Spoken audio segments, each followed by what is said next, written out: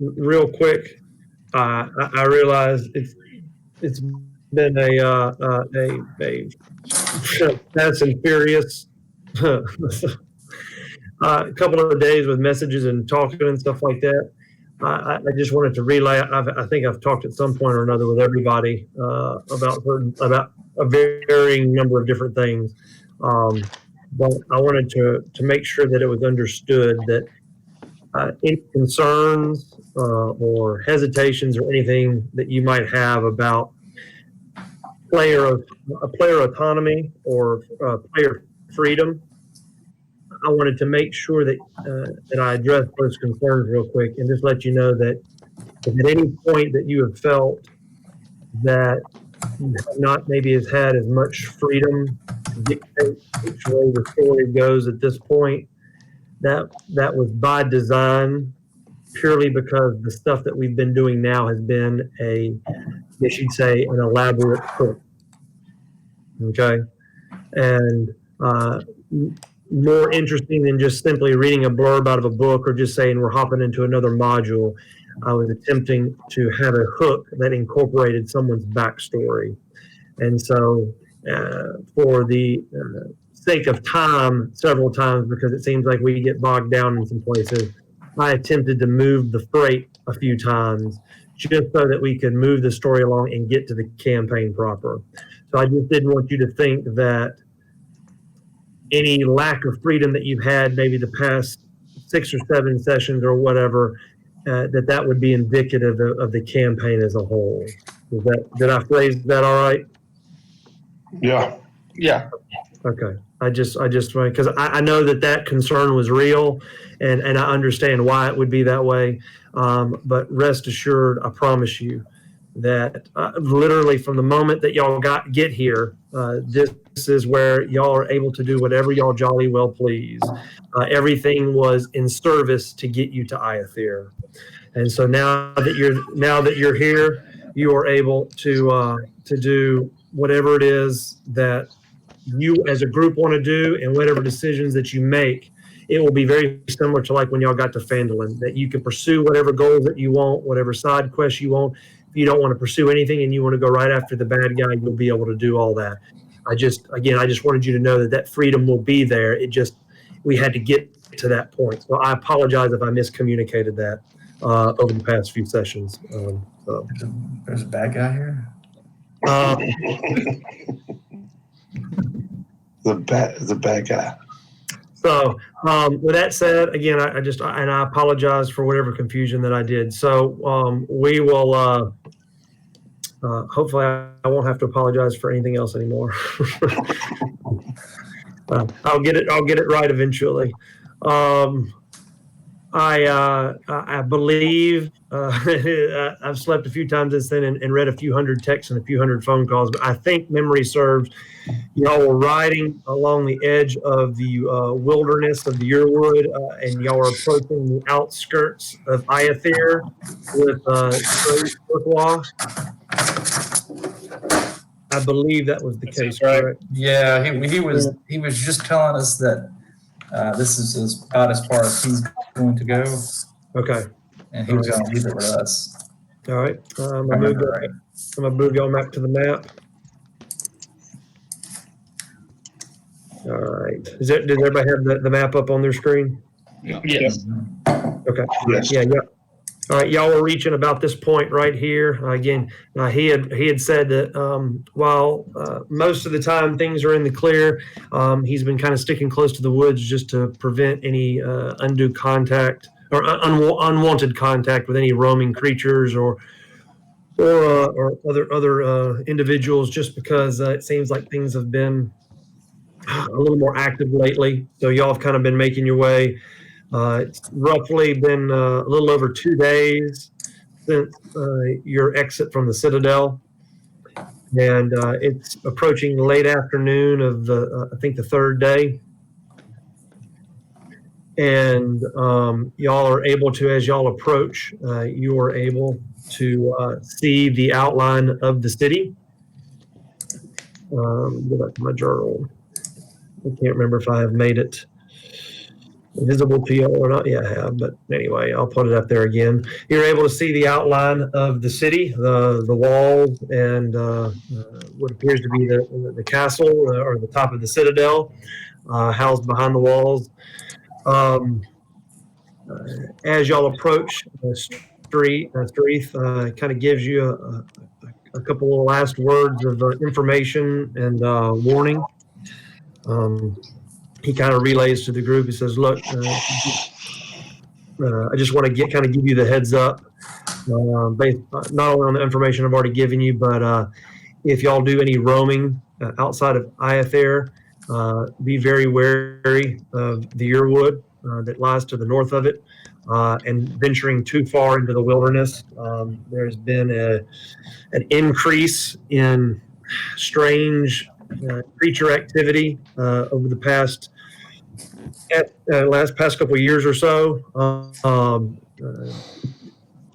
Wolves that don't appear to be normal wolves have been prowling the Yearwood, and other undead creatures. It's definitely moved from being a nuisance to a danger. And while merchant travel still moves steadily from here to the port city of Escalante, it's not as frequent as it used to be, just due to the danger of the travel. So I would just advise that y'all kind of play it safe and not venture too far, especially if you're not from this area. What was this guy's name? This guy is his name. Milwaukee? Yes, Strath Urquhart. Urquhart.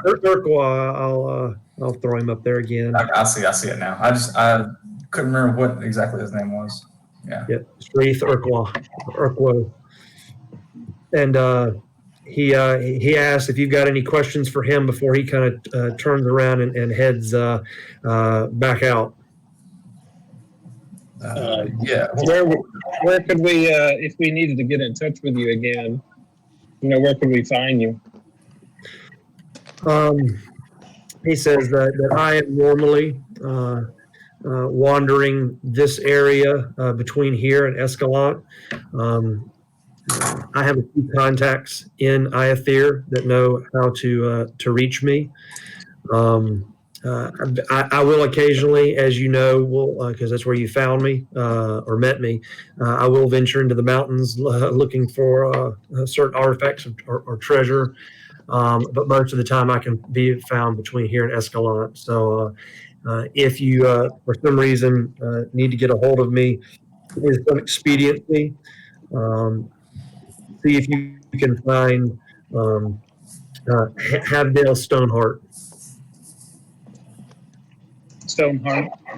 He's one of the I say one of the local smithers, one of the local blacksmiths, but that would be a disservice. He is the blacksmith of Iathir. I mean, there's quite a few there, but he's the one that you would want to talk to if you are trying to procure any equipment, weapons, or things like that. But he is a close personal friend of mine. Many of the items that I find that if I deem them to be of worth or value, I bring them to him, so he will know how to get a hold of me. Yeah, we've slept a few days too. Could you remind us one more time about who this cleric in the high temple was? Yeah, it's been a long time since I've been there, but I mean, they practice religious freedom in Iathir. You're free to worship whatever you want, but the city, the main religion was the worship of Lathander. So you're going to be looking for the Cathedral of Lathander. He was the Morning Lord. He was a deity of renewal, birth, and vitality. And there's still, it's the largest church in the city, but it's also not very well attended. But you would be that would be where you want to stop if you need any type of. I think you mentioned that you had perished. I don't know if they can help you or not, but if anyone can, that they would. And the Morning Lord, the High Cleric there is his name is Sora Ismail. Sora Ismail. Cool.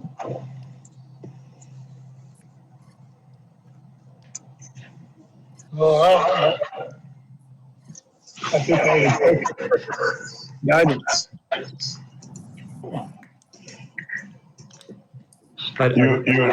You would what? I said, thank him for his guidance. Okay. Yeah. All right. Well, Yeah. So is he like leaving us alone? He's turning around and leaving? Yeah, I mean, unless you have anything else for him or need anything else from him, then yeah, he's going to turn his horse around and start heading south.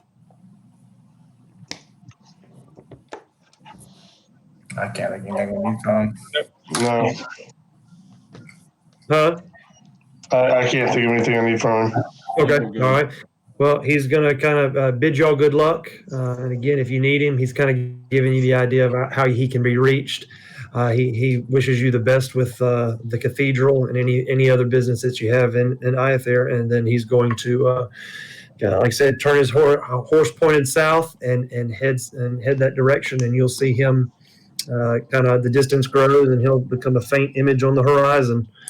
And y'all are kind of left at this point just outside of the city. You will be able to see from your vantage point. You will be able to see he previously talked to you about Beringer Farms. You're able to see that between you and the castle, and that should be in your journal, but I'll throw it up there as well. Mm-hmm.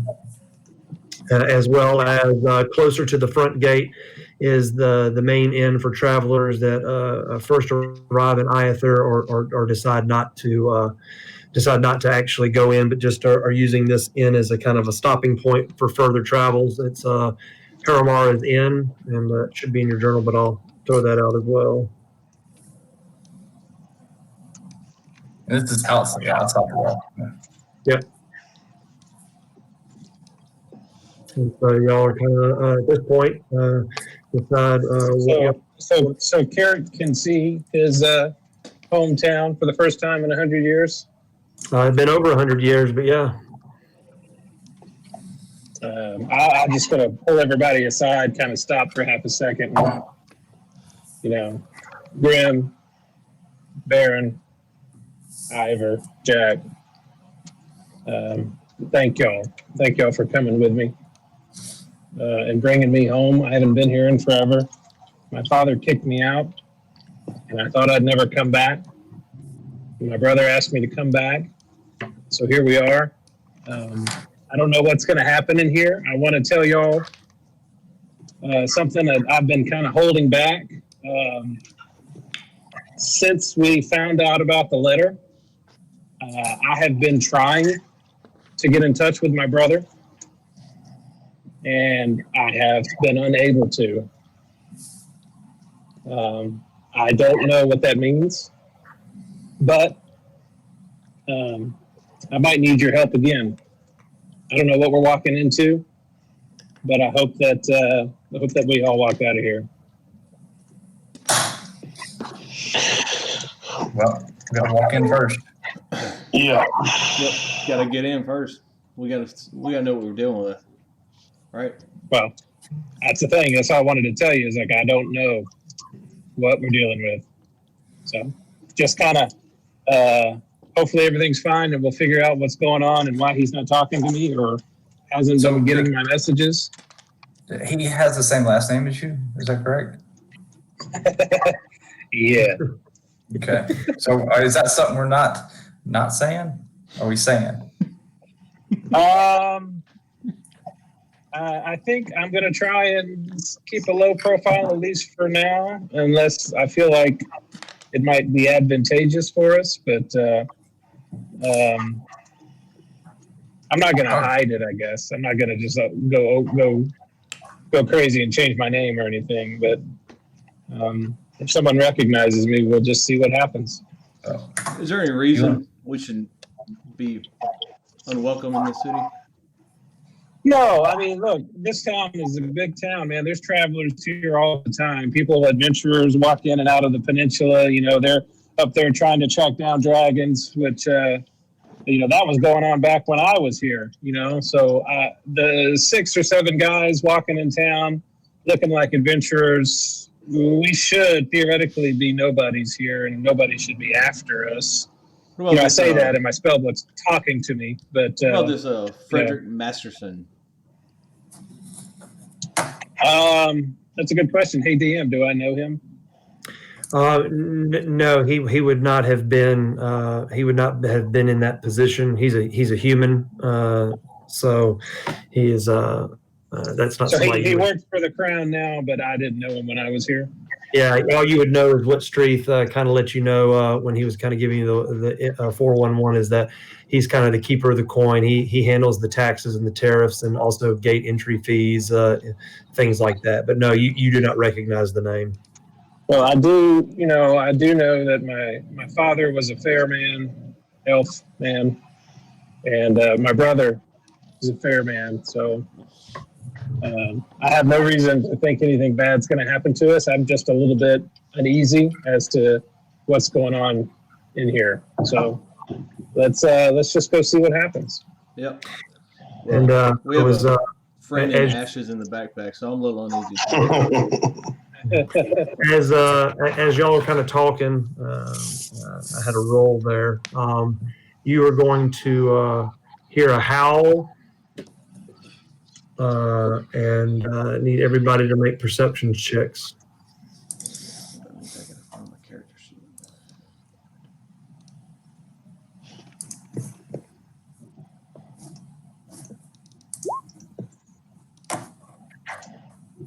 I'm actually pretty decent at perception. No, yeah, wrong one. Sorry. Grim is able to place which direction that this howl came from, and he's going to turn persuasion. Yeah, my bad. I'm driving. Leave me 17 alone. I'm driving. perception. I'm going to persuade the wolves to go away. He's going to be able to place the direction it's coming from. It is coming from the east, the direction in which you've come, and you will focus your eye in that direction, and as you point the group that direction with which the noise came from, you will all then see the not really a sprint, but more of an injured walk, but it's or injured gait, gallop, as you will see Ares making its way to the group. It's a dire wolf. Shoot it. Hey, No. I'm familiar with that. Wolf. it's a good boy. It's a good boy. As If he walks up to the backpack, I'm gonna be pissed. I'm just saying. if he walks up what? To the backpack first. To his. Oh. It feeds him all the time. I'll feed him all the time. So I'm gonna feed him No. He does come up to Ivor, and you can see that there are several deep wounds on him, and he does look pretty rough, like he's on death's door. But if you will remember, you did not take him into battle. You left him back, which was probably a wise thing, because he retraced his steps after the water began coming through the room and filling up. And he was able to follow the way you had come, and then find a way out in all of the destruction and fighting between the dragon. Then he did sustain some energies, but then he used his perception, his smell, to track y'all down, and he is now reunited with y'all, which would not have happened had you taken him probably into the fight. Nice. All right. I'm not. But he will need some healing. He is. We don't have any tokens out here, but we're gonna basically. He's at like 5 hit points. He's not combat ready. No. There's, like I said, some very deep wounds, and what's his total? He's like 35, 37. Yeah, it's in the 30s. Is his max? I'd have to go to his character sheet. He gets. I'll walk over to him and rub his head and cast Cure Wounds on him. Okay. All right. I'm just putting my dog over here. Come on. Yeah, It's 16 points of healing. I'll just feed him some jerky because I got a shitload of that apparently. Thank you, Woodhouse. All right. So, oh, dog. Okay, damn. I'll do this just for funsies, but All right. what is mine? So he is he's reunited with y'all. Y'all are kind of showering some love and affection, some first aid and food on him.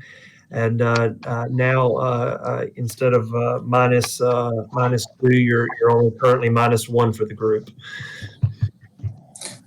Do we want to hit the inn here, or do we just want to go to the? We're not in the gate yet, are we? No. Basically, No. basically, with where you're at, the first thing that you would come to would be a very large farmstead, Beringer Farms, and then past that is the inn, and then that's right outside the gate. Well, I don't know about y'all, but I don't see any reason to dilly-dally. I mean, unless we want to stop the inn and ask more questions, but I don't know if they're going to answer them or give us any more information than we already have. What time? Well, it was getting towards the afternoon last time we were here. Like when we Yeah. It's getting, we're gonna say it's getting around 5 o'clock. It's very late afternoon, early evening. Okay. And we're in the high mountains. This is pretty high terrain, like mountains. No. Y'all have come down. Y'all are. This is part of you'd say the prairie, the grassland. You're right outside the. To your north is the forest, the Yearwood. Okay. And so no, you're kind of out in the wild. Outside of city limits, so to speak. Yearwood, not Deerwood. Okay. All right. That's the place we're gonna go. So are y'all proposing just walk into the gate? Let's just go. I mean, what Barrett says. He's ready to get home. You sound like a robot that we can't understand. Who is? Brandon. I were just talking. Sounds like a robot. He's Well, y'all go to the inn. I just got. he's in his garage. Hey, we'll give you the 5 minutes to get up there. I'll go fix me an alcoholic drink and you log in on your computer. Yeah, I think he's done anyway. Yeah, he's already.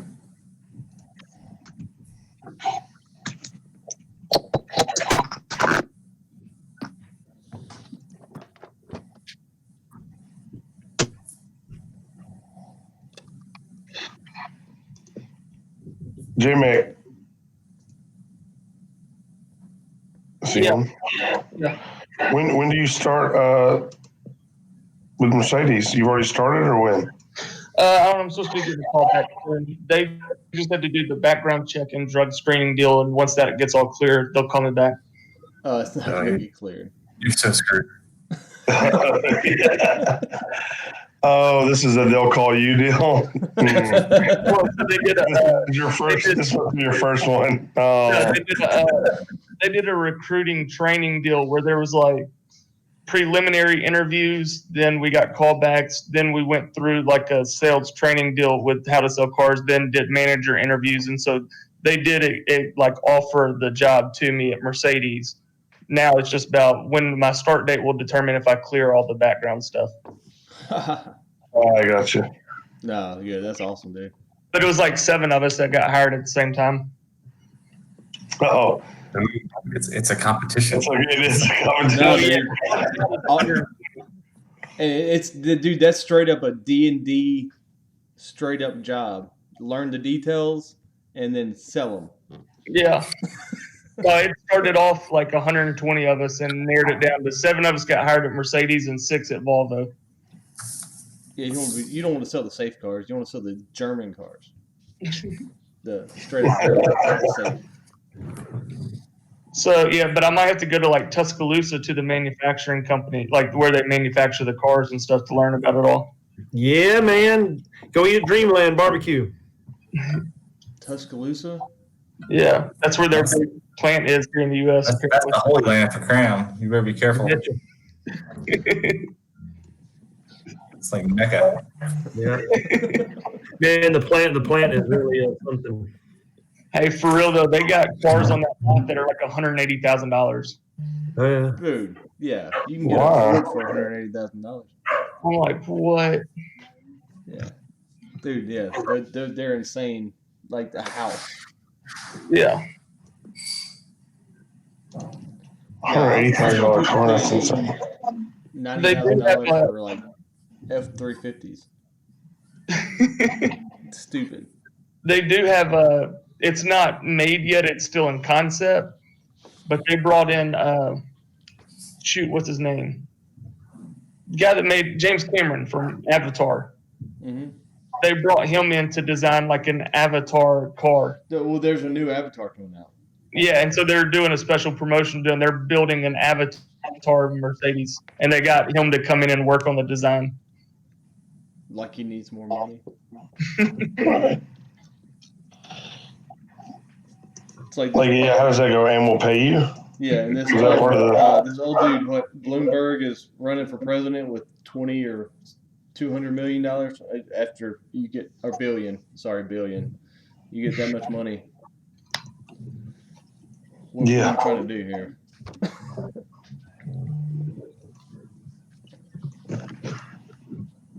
I think I'd have a ranch somewhere and not talk to anybody. Yeah. If I had that much money, we'd all be in a house up in a mountain somewhere playing D&D live. Yeah, y'all would literally be, unless y'all got COVID, flying private to my house. Yeah.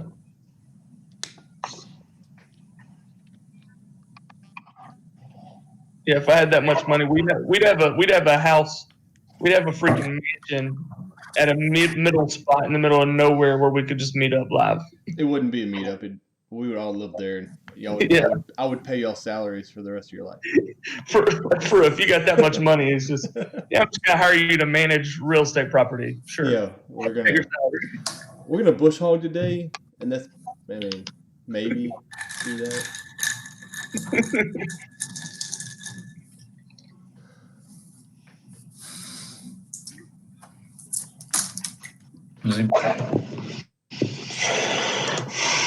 Did we have Brandon yet? Yeah. No, not yet.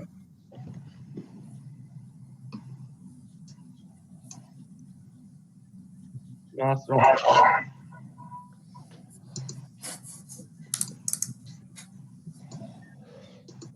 Yeah, you ought to check out some of the cars though, Mark. Okay. Is it J-Mick, is it an exclusive as far as BMW? Yeah, pretty much. Sorry, It's the only BMW deal in, like, there's one in Oklahoma, like where I'm at, and then one in Tulsa. Oh, okay. That's good. Is my voice doing something weird? No. It just keeps showing a blue bar at the bottom. That's normal. Yeah, you kind of, and I'm sure I do too, background noise. I know my house has always got background noise. I actually don't have any children here tonight, and my wife is out. That's amazing. What are you doing?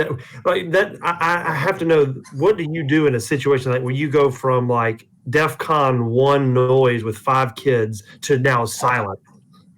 It doesn't feel it feels weird. There's no. It's not natural. No, it's not. I don't. It does feel. It's not even restful because you're like something is missing. Yeah, I have a feeling. Yeah, it's tough. All right, does everybody I don't see Brandon. Y'all got Brandon? Yeah. Oh, now I see Brandon. What up? I got it. Well, that's 2 dead. So, Brandon, you're up. I told him I was going to pay him, and then he just stabbed me. Well, that's fine. I'll just come back as my brother.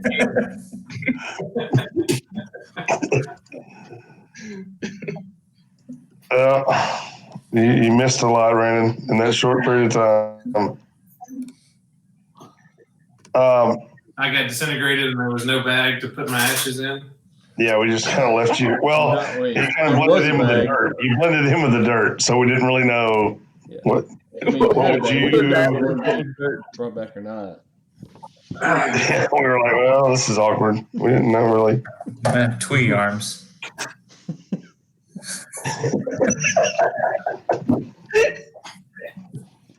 Oh boy. All right. So, what did y'all want to do? Like I said, where y'all are at about 5 o'clock. Y'all kind of have two visible landmarks in front of you, and then the main gate. A very large, not plantation, but very large farmlands with a farm, and then closer to the gate, you have the inn, and then you are able to actually see the gate and what appears to be a medium-sized crowd out in front of it. I guess you want to go talk to this farmstead before we go in, or see if we can get some information? It's either the farm or the inn, either one.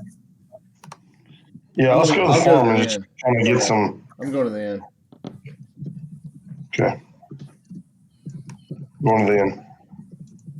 Yeah, well, I'm going to the inn as well. To the end we go. Amaros. All right. Y'all will kind of start your trek. Hey, I'm gonna take my crown off and put it in my backpack. Actually, I took that from you, so you can do that. You said you gave it back. Yeah, I said I would give it back. So that's fine. That's funny. I can't remember, where did that crown come from? Was that the king, the dead king out of the tomb? Yeah, it was the dwarf king or the king under the mountain. That could be our proof that we were there. That's right. That's too funny. I forgot about that crown. So safe to say, in 3 days or so, we've been traveling. Carrick has recast R2 at some point. And for this interaction, I guess until otherwise, I'll just have my hood up and kind of stay in the back. For now. Anyway.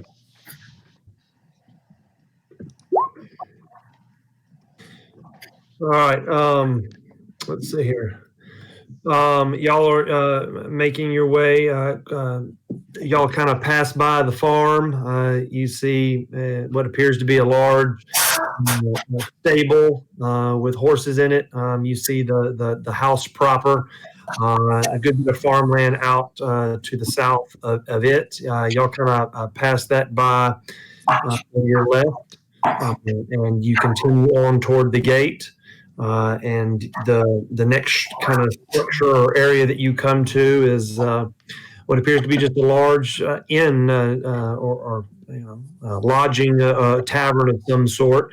An old sign out on the front that says, I say Hamara's, it's like Haramara's, but Hamara's Inn. And it appears to be in business.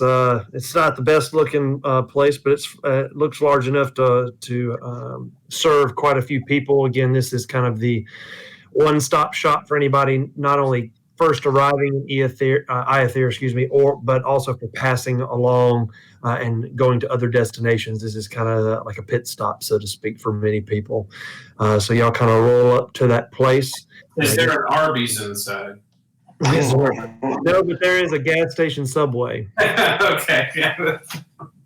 All those raceways have Arby's in them now. Yeah. Slash Pizza Hut. Yeah, with all the pizzas, all unlimited toppings. That's kind of what this is. And there's an Arab working the till behind the counter. Well, all right. I assume when we go in, I'm just going to go try to find a table in the corner and sit down. Okay.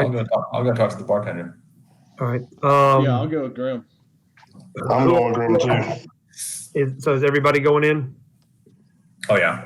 What are you going to? Are you going to try to have Aries come in with you, or what are you going to do with Aries? Yeah, I'm gonna.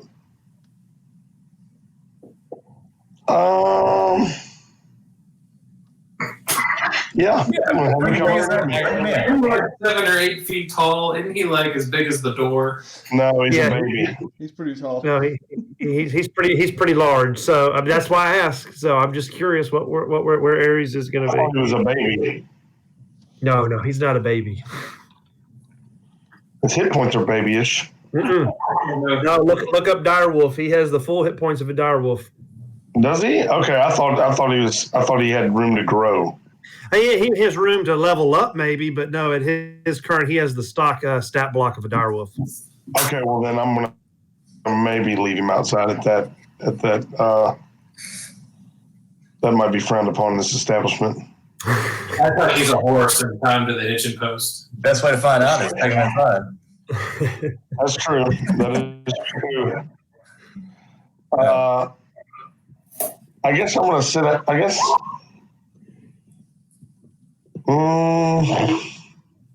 Yeah. I mean, if I leave him outside, is that any better than? It adds a whole new dynamic when it's not like your horse. When your pet is a direwolf, it kind of throws a wrinkle into stuff, doesn't it? It does. I'm going to tell him to sit outside. Stay here. Okay. All right. I'm going to start to walk with that. Stay here. Stay here. All right. So you're going to kind of give him. We'll kind of say you not only told him to stay, but you told him to stay put kind of behind the inn. Yeah. Okay. There we go. Kind of so not to draw attention because a direwolf might draw a little bit of attention here. So you're going to kind of park him back behind the building, and then you're going to follow the rest of the group in, and you'll find yourself very similar to what you pictured. It's an old ancient tavern / inn. A good number of patrons are in there. It's a pretty loud background noise of people talking, and you hear a few arguments here and there, some drinking and stuff going on. It's your typical bar that you've been in 1,000 times in y'all's adventures. Carrick said that first thing he does is try to find a quiet table back in the corner. He's able to secure one of those. Everyone kind of, I guess, sits down with him, but I believe Grimm said that he was going to go up to the bar. I went into the bar. Baron and Ivor, I believe. Yeah, I was going with him. Okay. So, all right, the three of y'all, I guess we're just going to say that Jack is going to sit with Carrick. Yeah, Jack will go scope out the entertainment issues. Okay. The three of y'all will have a sit down at the bar. The first thing that you'll notice is one of the ugliest old elves that you've ever seen. You catch her attention as new patrons, and she kind of comes on over to you and says, "What do you have?" I guess. What do you got? All right. She says, "Can't you read? Look at the board." And so then she, as she points your attention to the board, you see this. Let's see here. Oh, hold on. There we go. That is not what it was supposed to do.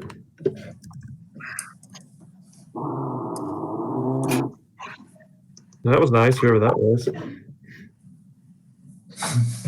Hospital food. You didn't All right. While this is happening, R2 is just going to kind of go light on Grimm's shoulder, just so the dwarf has an owl sitting on his shoulder. All right. Let me know. I'm going to refresh y'all's. Refresh that thing and show it back up to you. It should have everything on there now. Does it? I'm not getting anything popping up, but let me go check the. Oh yeah, and down below. Yeah, down below. It should. Yeah, I got it. Yeah, you just went from the GM screen to the. Yeah. I moved the information. Yes, exactly right. From the GM up to the public. Yeah. Somebody go check on Aries. What's funny is I didn't even think of that until. There's a little Chinese. That's pretty funny. Hey, I'm just gonna ask the barkeep what her name is real quick. Okay. Names on the door. Hamara. Oh, well. You don't get any real warm fuzzies from her, which is kind of goes in line with what Streath had kind of let you know about her. She's kind of a no nonsense elf. She's older than dirt and acts like it. Well, Hamara, let me ask you a question. I'm going to at least take one of your elven spirits, but do you allow animals in your bar? No. The only animals we have in here are the ones that drink, eat, and fight, and those are normally tossed out, and those are of the human or elven or dwarven kind. But no, we have one of those. The four-legged kind, you need to park those at the stables at Behringer's farm. Fair enough. We don't have any horses.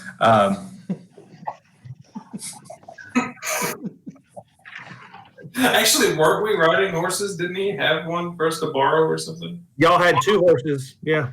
Okay, we have 2 horses. Sorry. Seems like it's been days since I've been part of this. Yep. It's all the haze.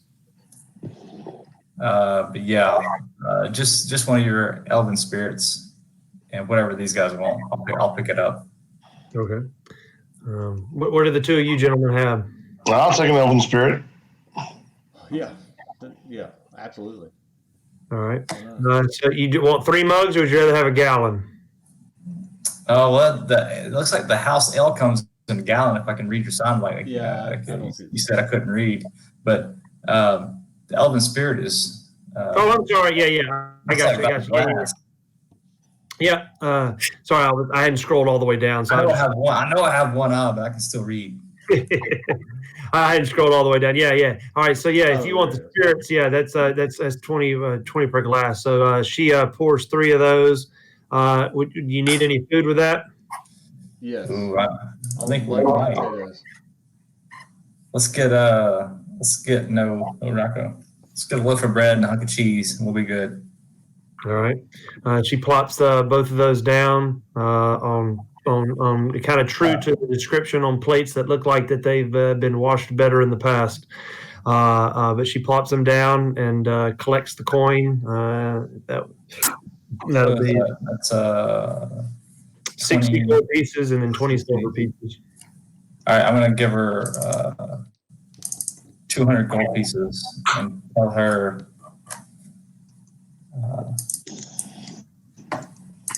We're new in town. We're looking for some information. She's going to kind of look at the coin and look at you. What kind of information are you looking for? Let's see.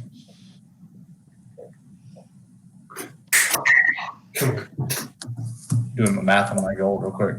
No, it's fine. Take your time. Can you just quit? Oh, we've never been to town.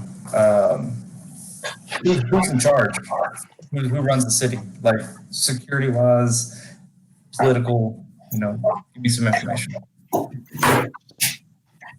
Well, the runs the city's the king. As far as the daily comings and goings of security, that's going to be the Silver Shroud. The Silver Shroud. Okay. And we were told, that there's an entry fee to the city. Aye. Yeah, you paid it. Any visitor pays it. Do you visit, or you just hang out here? I'm sorry, you cut out there for a second. I just ask her, does she ever visit, or does she just hang out beside the wall? Oh, I was born and raised here, son. I just run the inn here. But yes, residents don't have to pay the tax, but visitors and merchants and other travelers always pay the tax. Oh, fair enough. Good deal.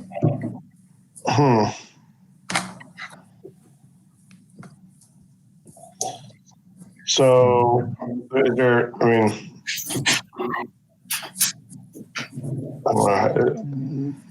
Everybody just knows everybody around here. Like, I mean, how do you know who's a citizen, who's not? Most of the time, you have some papers that show that you're a citizen if you travel outside the gate. Okay. So I assume visitors have the same papers as they go in. I'm sorry, come again?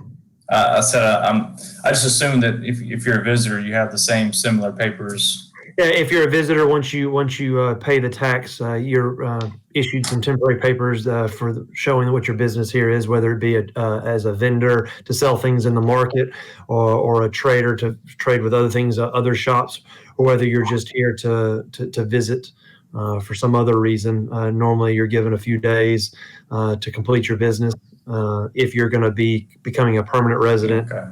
Then that's taken into account. Well, we're just out here sightseeing. We don't really have much to sell. Then you're it would not be. Most of the taxes are dependent upon what you're doing here, such as if you're here to sell items and you're going to be one of the vendors in the town square, the tax would be higher because you're making money in the city. Oh man, we just heard about this place. It's like a destination. So. All right. So, where do we get papers? Just head up to the gate and they'll take care of you. All righty. Thank you. We're going to have our drinks and get the F out of here. Yeah. And then as y'all kind of turn to go sit at the table with Carrick and have your drinks and stuff, she says, and if you need a room, I have some available. And then she kind of turns to start visiting and serving other patrons. I want a room. How much does a room cost? It's on the. It's on that deal. Yeah, it's here. Okay. She says, she kind of calls out after you, 20 gold pieces a day. This is much of my goddamn drink, Herman. I'll take a room. You hadn't seen the rooms. The drink's better than the rooms. Give you that. Anybody else want to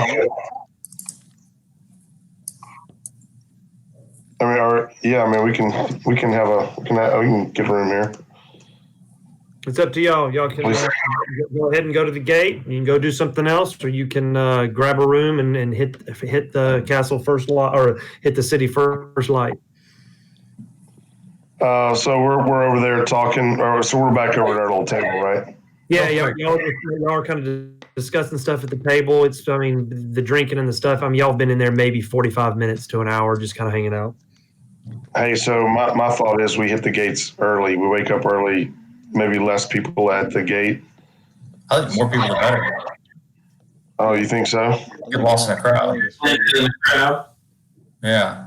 I mean, we're just another face in a crowd versus like 7 dudes wandering up at 5 a.m. in the morning. With a dire wolf. Yeah. Well, I'm going to go ahead and tell you. Well, I was just thinking like it might be the B team running the gate at 5 a.m. That's a sucky shift. What about like midnight? Yeah, I think midnight. Yeah. Because one guy midnight would be like they're drowsy, sleepy, and don't want to be there. Versus the guy that just had a bunch of coffee. No, that was my point. Like maybe we. Yeah, that's a good point though. Like they're not gonna have the A squad. Yeah, that's like really on point. These guys are just pissed that they had to run graveyard shift, you know. So like 2 in the morning. That's what I was saying. Do we go in the middle of the night? But that brings up the point. Well, is it the question? What's that? Is it too late to go to the temple today? Right. I mean, that's our first stop. I would say probably anytime after like 7 or 8 o'clock, the temple's gonna be shut down. Yeah. What time is it now? I forget. It was mid-afternoon to late afternoon. Yeah, y'all had gotten there around 5-ish. It's now, again, y'all been in there about 45 minutes to an hour, so it's roughly around 6, a little after maybe. I'm sure we can always find somebody at the temple. It just might be the person we want to talk to. Yeah, I mean, as far as the temple goes, then maybe first thing in the morning is probably the best idea. I say we hit the gate about 2 a.m. That's when you're supposed to raid the enemy. This is in my hometown, right? We're not raiding an enemy. Yeah, I understand. I'm just, Yeah, no, you're not. Yeah, I forgot you're not. I'm just kidding. anyway, I don't care what we do. I say we come in at 2 a.m. That's fine. Seems a little. What say you, Baron? What say you? Y'all can pay that toll. That's fine. I can pay the toll. Okay. I'll walk roughly close to the gate with you. I mean, you're going Batman, right? Straight up. Straight up Batman. All right. All right, so I guess we're gonna get that room. What's Right. the room? We can just go up there and just duck out of sight. Gotcha. And I feel like that would be because I'm gonna put on my mask of many faces. I guess I got to figure out what to leave the door with the Ares. Probably going to send him to the woods right here behind the. We're by the woods, Jared? Yeah. The woods are to the north. That's the your woods. The only thing I'll say is because it has been quite a bit of time since Carrot kind of relayed all the information about the continent. You can do whatever you jolly well please, but the description of the Yearwood is in the journal under Aglarondon Peninsula. It's a no-go for dangerous creatures and other such entities. Right, so don't leave Ares in it. Ah. I mean, he's already made it out of the Citadel once. Like, he's at least level 2 now. Yeah, what's his He's got to learn a new trick or something every time he levels up. That was a good little trick getting out of the mines. I don't know what do we do with the dog in town is the question, I guess. I call him a dog. No. Well, maybe we ask the barkeep if he's even allowed in town. Yeah. I mean, I could like polymorph him, but that only lasts I for would imagine direwolves are allowed in town. Just maybe not in buildings. Yeah, but this is a dire wolf. I mean, I guess I could just be like, "What are y'all talking about? That's a dog. That's a very big dog." You ever seen a dog before? Just let the board be persuasive. Yeah. Is that an ear in his fur? No. Y'all keep saying, y'all keep acting like that's a dog.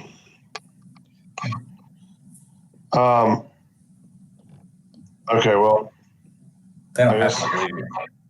no, they don't have to, but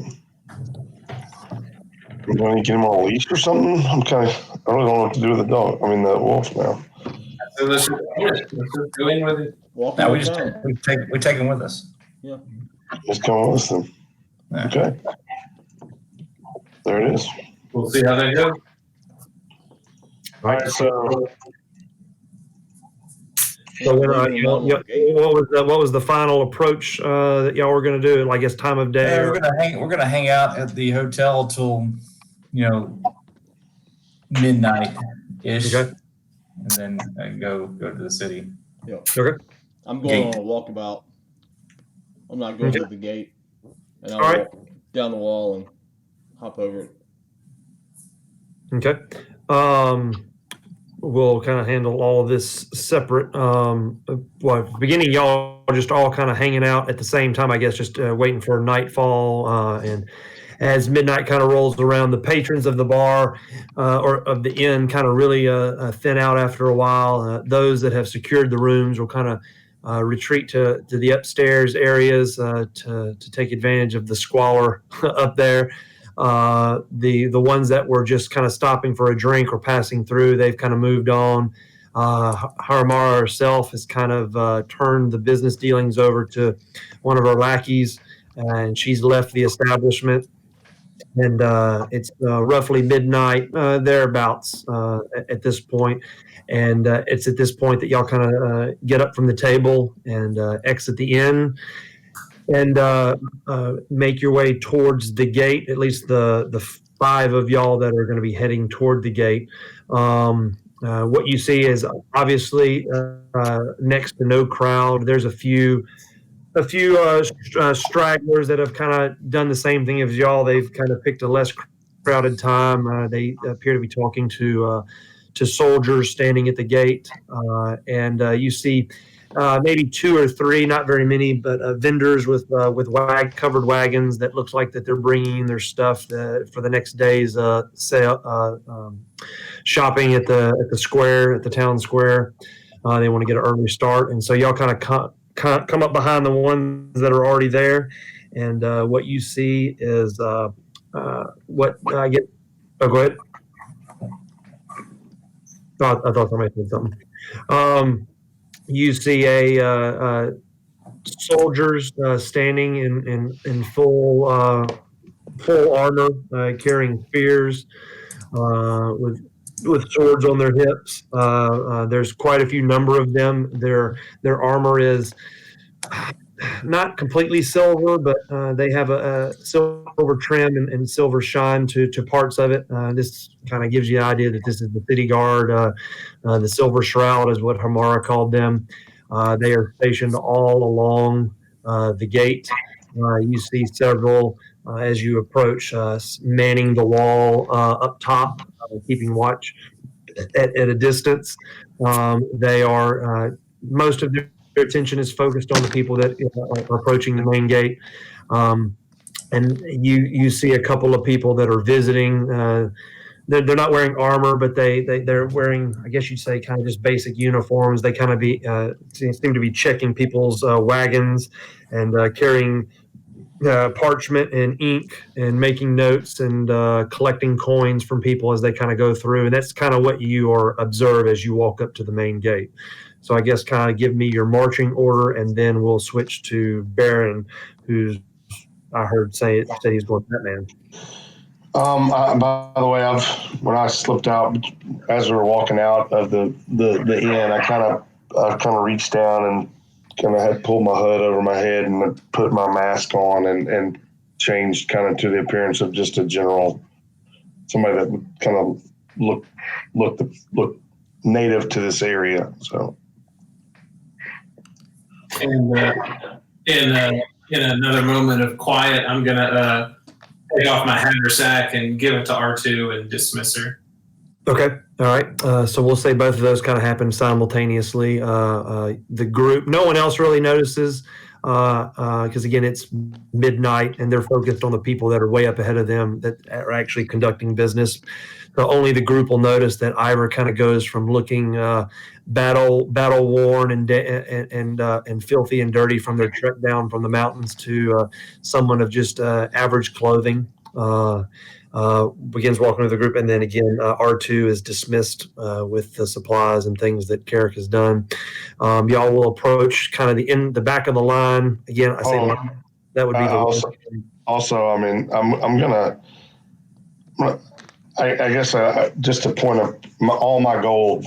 Most of my gold is in my bag of holding. Okay. I'm gonna have like maybe 100 gold in my pocket, like a pouch. So. Wait, you have one? What? You have one too? Yeah. Yes, I have a bag of holding. All right. So y'all will approach. I say again, it's not really a line because there's not very many people, but you'll approach the stragglers from the back and wait for your turn. I guess marching order. Who's first? I mean, I'll go first. Okay. All right. As these soldiers, they're standing back. Again, they're nearest the gate. Out in front are these people that look like the pencil pushers. They'll finish the transaction with the wagon in front of y'all, and as it kind of rolls past and enters the city, he will approach you and say, "Good evening, gentlemen." Hey, do I have I got my wolf with me, right? I thought you did. Yeah, I do. Okay, I'm just making sure we're good. Okay, yeah, go ahead. Yeah. Good evening, gentlemen. I see that you have picked the late hour to enter the city. Not much is open at this point, but if you simply state your business and what brings you here to Aether, we can process your papers and get you in. I'm gonna be in the very back behind everybody. Okay. I'm gonna just say, I'm not with these guys behind me. It's just me and my wolf here. Okay. He's going to kind of look to the side and go, what we would suggest is there are no wild animals besides horses that are allowed in Aether. You would need to find alternate arrangements for your wolf. This isn't the first wolf we've seen. Okay. This isn't the first time that someone's brought a creature like that, but you would need to find a place to house him. Might I suggest the Behringer Stables right outside of town? As for you, what brings you to Aether? I'm just getting supplies. I'm from up in the mountains, and so just kind of my monthly or my yearly, nay, quarterly visit to just get some supplies. Okay. He kind of he kind of accepts or thinks about everything that you say until you say the mountains, and he kind of looks at the mountains. You say, surely you don't mean the Umbergoth Mountains. No, not the Umbercote Mountains. Those are only a fool would go up there. I just kind of right at the foothills there. That seems to have again, as hopefully or as you apparently intended. He is just pulling the midnight shift. That seems to have satisfied his curiosity, and he says 10 gold pieces would be the transaction, the tax for entrance into the city. Okay, well, 10 gold pieces. Yeah, man, that's last time it was 5. I think it's been a while, but I kind of got my gold rationed out here for my supplies. I mean, is there any way I can do 5? I'm not going to be here very long. He kind of. And as I do that, I'm gonna as I say that, I'm gonna just do this with my hand. Sure, I can do that. What? I just kind of want to do that just to do that.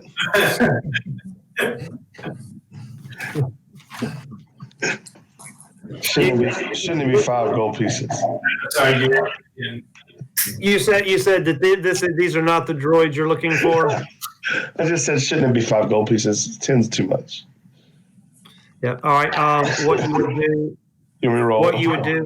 I need you to roll persuasion for me. Okay. With my -1.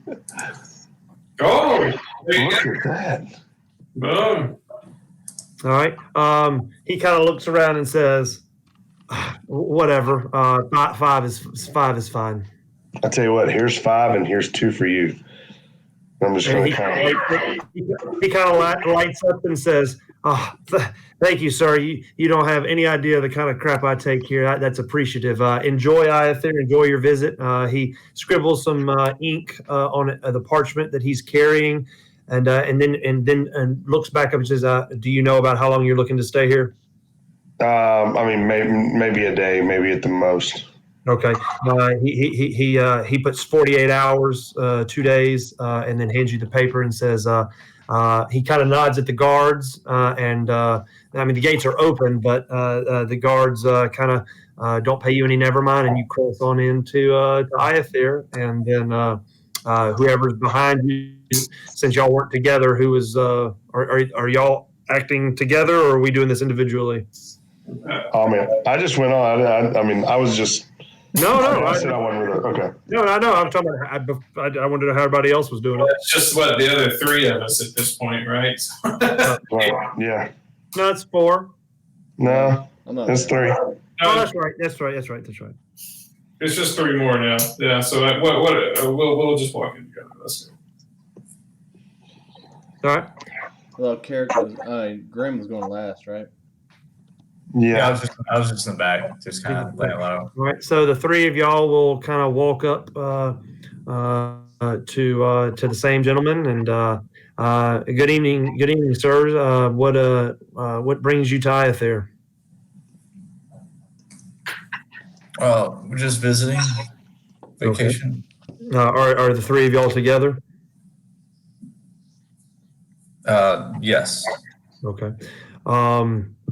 Just to visit or to trade or to visit the No, bar? no. We're just seeing the sights, man. We're just checking out the other side of the coast. All right. I guess.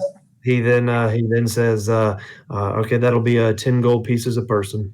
No, I really like lakes. Is there a lake around here? A lake. The best that we have is the stream that comes down from it's a tributary of Cold River that comes down from the mountains, and that runs through the farms if you're looking for any type of fishing. Mm-hmm. Okay. Hey, you like magic? He kind of looks at you. Do I like magic? What kind of magic? It's a very easy question. Magic. I mean, it's fairly common in these parts, but yes, I guess I enjoy magic. Okay, as long as it's not frowned upon, that's all I'm asking. I mean, some people. Oh no! If I were you, he kind of looks and he says, normally I wouldn't take the time to engage in conversation, but since you took the time to do it with me, if you have you been to Iathir before? No, first time caller. If you get the chance, since you made the mention of magic, there's a particular store in town. If I were you, Marion's Golden Circle, visit there. Marion's Golden Circle. Okay.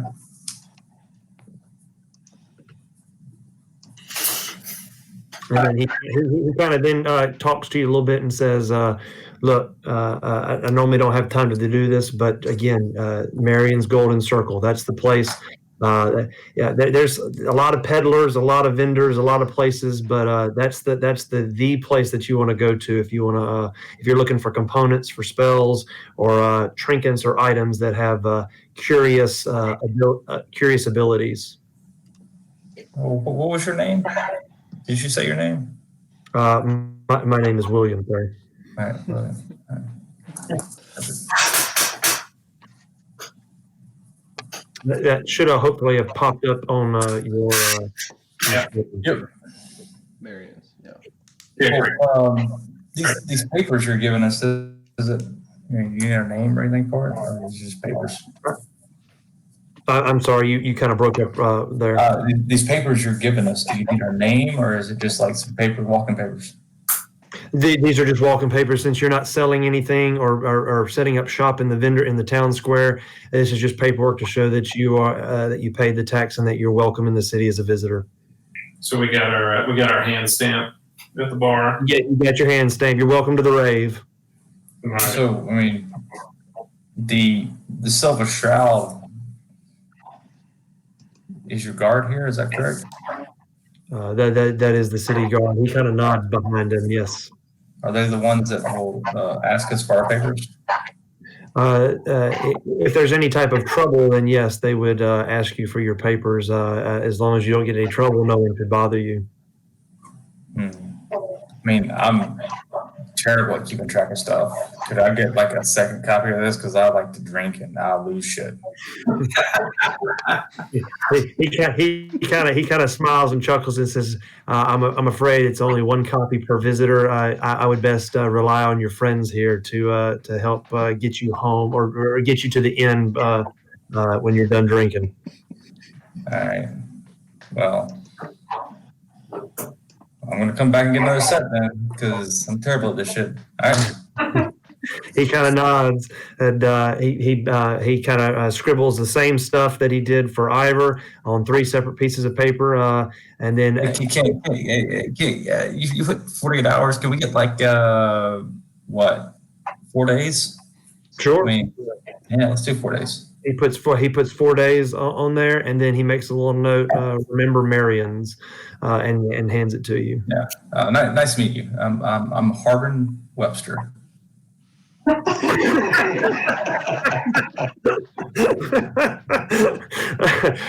Nice to meet you, Harvard. Welcome to Iathere. And he motions y'all through. All right, and then we'll switch to Baron. Hey, I'm gonna hop over the wall. That's it. I'm gonna go find. I'll ask around, I guess, for a local. I would think it would be what I would be looking for would be a local merchant. All right. Well, first you said you're going to hop over the wall, right? Yeah. Okay. Not That's near fine. the guards. I had already walked off. I'm gonna walk down. No, yeah, I knew you would kind of. Yeah, I knew. No, I knew from further back you had kind of separated yourself from the group far back from the gate. Right. But you had said that you were going to. I guess you're going to use your cloak, right? That's the idea. Okay. All right. Then what I would need you're going to fly up. You're going to do like we're just going to fly over the building. Well, not the building. I don't know if it's a building, but Not the building. I didn't mean to say the building. I would go far enough away so nobody can see me.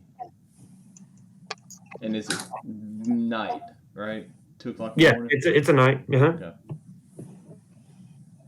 All right. Then what I will need for you to do is I'll need for you to, since you'll be flying over the castle wall that is, manned with security, I'm going to need you to roll stealth. Okay. I'll find it real fast.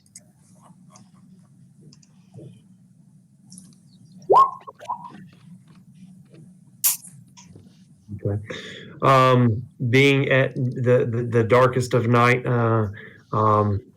you're going to fly over the gate, and based on that, you're going to see one of the wall Strahd look up, and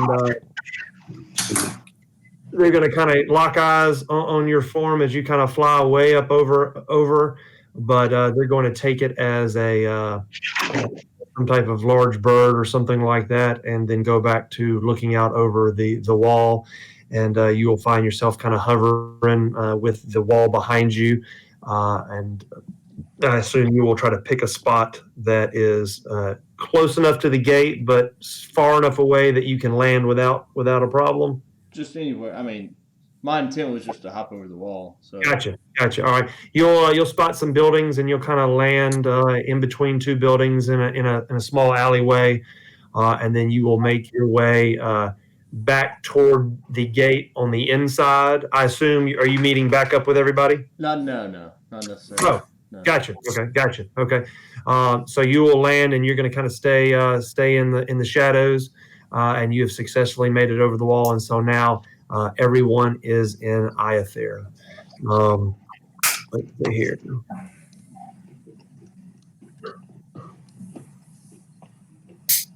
There we go. Sorry, my dog was barking. All right. As y'all kind of cross into the gate, it will kind of all come back to Carrick in almost like a flashback. It's been over 100 years since he's been here, but just standing back in here, he's going to notice a few things that The basic layout of the town has changed, but he's definitely sees some structures that are slightly different than what he's used to. It appears to be much more populated than it used to be. A lot more buildings and shops.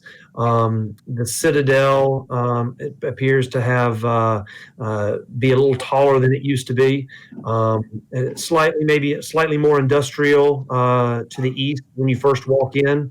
But he's going to kind of pull the group together and again give you a real quick 3,000-foot flyover and describe to you where certain points of interest are, since this is his hometown where he spent a good number of years. He's going to let you know that from his recollection, the church to the west, west of the Citadel itself, the Riverbank Square. Populated the center of the town. The northeast, he can already tell from where he's standing, is much larger than it used to be. But that is the slums of town where the destitute kind of lived. But this is far larger than it used to be when he lived here. And then where he lived, not where he lived, where most of the elves lived. Was in the southeast. But as you kind of stand there in the city, even though it's midnight, it's still not quite New Orleans or Las Vegas, but there is a good number of people out on the streets. People are still going in and out of the tavern that you can see from where you're standing. And so I'm going to go ahead and throw up the map since he's given you a general idea of where stuff is. You will just assume everybody now kind of has an idea of where everything is.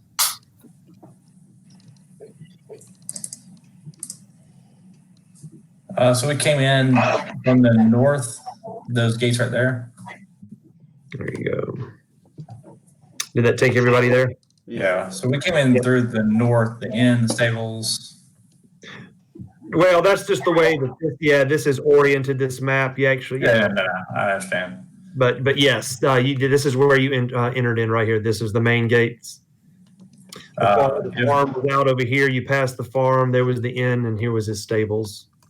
As late as it is in the evening, if he indicates where the Cathedral of Lotharn are up there. Yeah. I'm going to go that direction. See if I can talk to somebody. So the Citadel is where I lived? Yeah. Which wall did I hop over?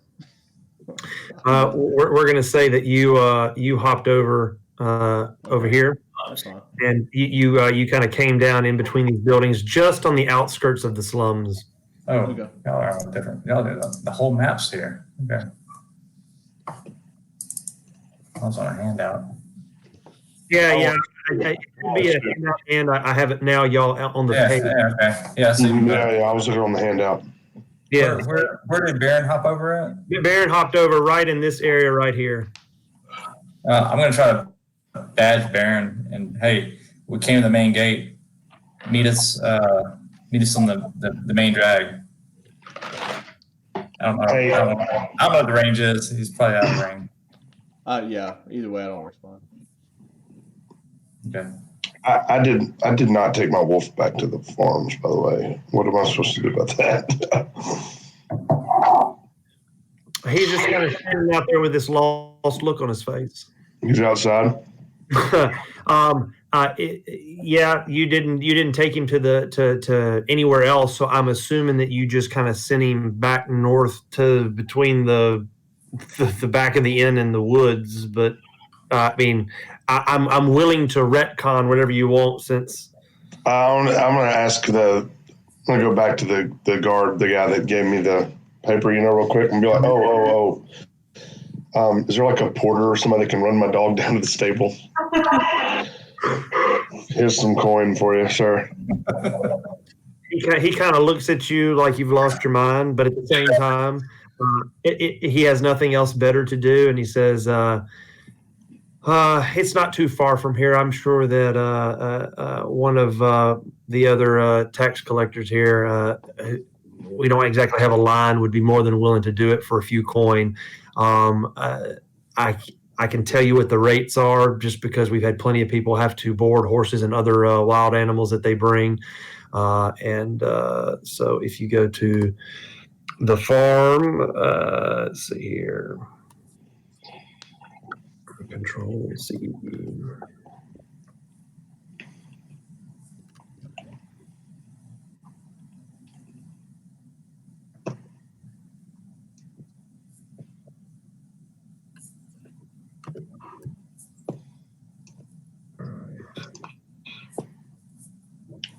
That should pop up in the it should have the prices. Mm-hmm. All right. He says normally Behringer's fees for his stables for one horse, or in this case animal, it's 10 gold pieces a day. All right. I'm gonna send him with 50 gold. Okay. He kind of looks at you kind of quizzically. Is like, if I remember correctly, you were only going to be here 2 days. Are you sure you want to overpay for that amount? Oh, I'm terrible at math. That's there's 20 gold. And he will collect that coin from you. So just make sure you subtract it from I got it. the coin. And then are you going to give? I'm just going to assume, but Yeah, I gave him a five gold tip. no. I'm going to say you're going to tell Aries it's okay to go with the stranger because I mean, Yeah. Give him some turkey. Nice turkey. So I don't want to put words in your mouth, but it's probably a good idea to tell him to heal and be good with this stranger. Oh yeah. He'll be good here with the stranger. Okay, so he'll this particular person will. It's not far away. You can actually still see it from inside. Yeah. The state. Okay. He'll take him to the stables and take care of all that. So now we're back inside the city. And so Aries is in the stable, Behringer stables. Grimm is kind of headed down the main street south of the gate. I'm beeline for the cathedral. Yeah, I'm gonna go with Grim. Okay. Same here. All right.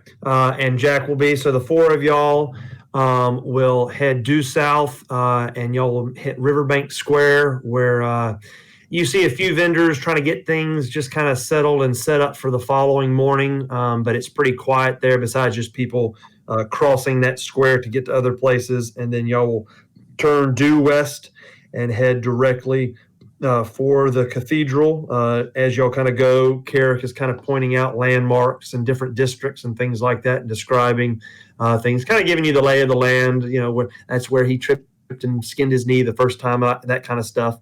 And you will head directly. Killed you when you were a kid. You had like 7 hit points.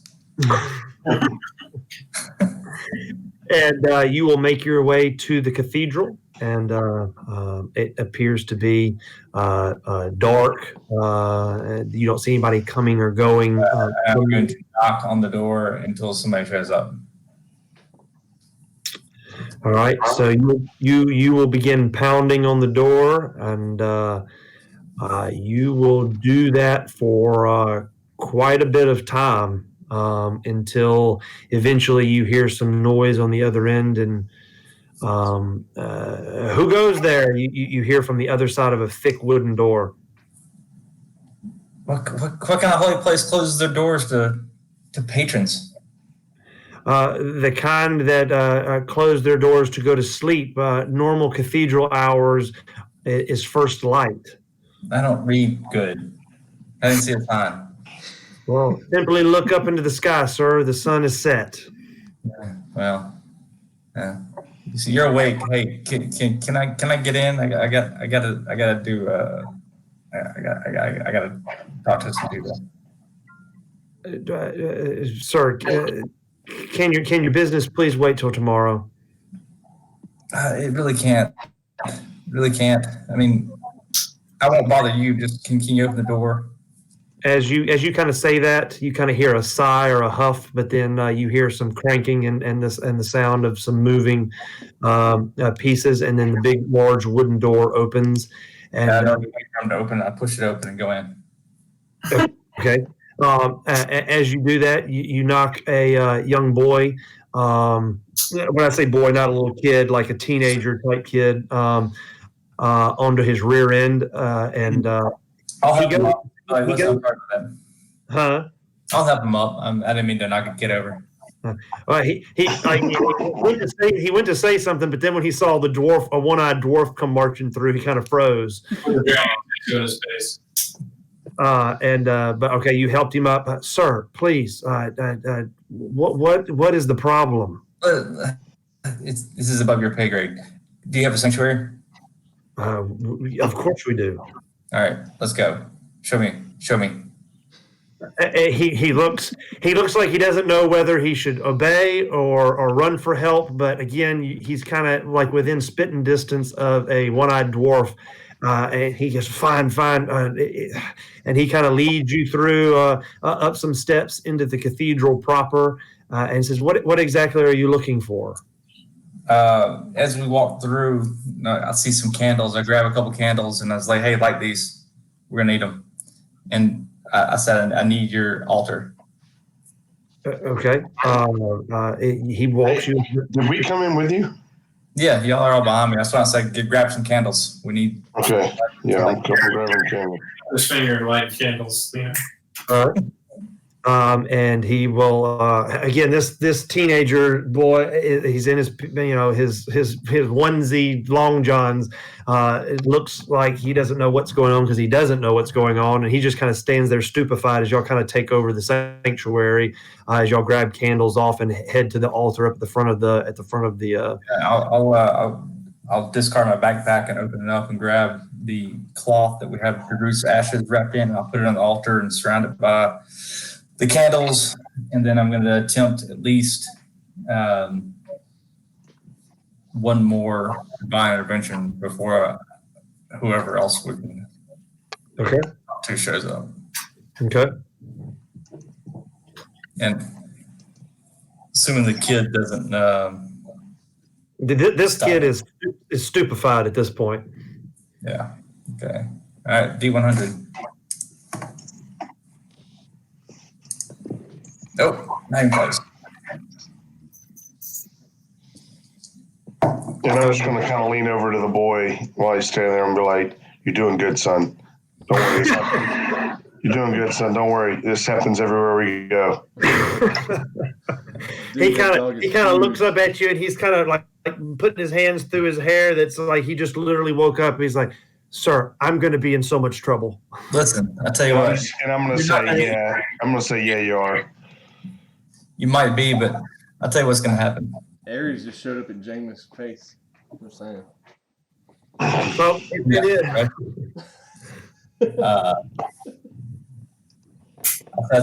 I'll tell you what, whoever's in charge of the temple will find me here in the morning. Yeah. Garrett's going to just set up shop in a pew, just kind of sit down and get out his book and just read a little bit. I'm just going to lean against the altar and take me a little siesta until whoever wants to wake me up can wake me up. And I'm going to stand guard at the door. I have a visual picture of not only what y'all are doing, but what this kid's face would be like as he just kind of watches this group set up shop in the middle of church in the middle of the night. But Grim's probably drinking at the altar too. There's a strong possibility of that. You guys, You probably did. Grim, the way Grim is now, he probably did get a to-go glass of ale. roadie. Yeah, he's still enjoying his roadie. He's for sure lit a stogie on one of the altar candles because this is not his deity. I like When you do that, the kid, the teenager goes, "Sir, there's no smoke," and then like mid sentence he goes, the hell with this. Yeah. And, Tell him it was incense. Tell him it was This is divine incense. You wouldn't understand. yeah, and he just says, "With the hell of this," and he goes back, and you see him go upstairs. He's not running anywhere. He's just he's going back to sleep. This is above, as you said so perfectly. This is above his pay grade. He's not an armed guard. He goes back up and goes to sleep, and so y'all kind of hang out in the cathedral as the time ticks away.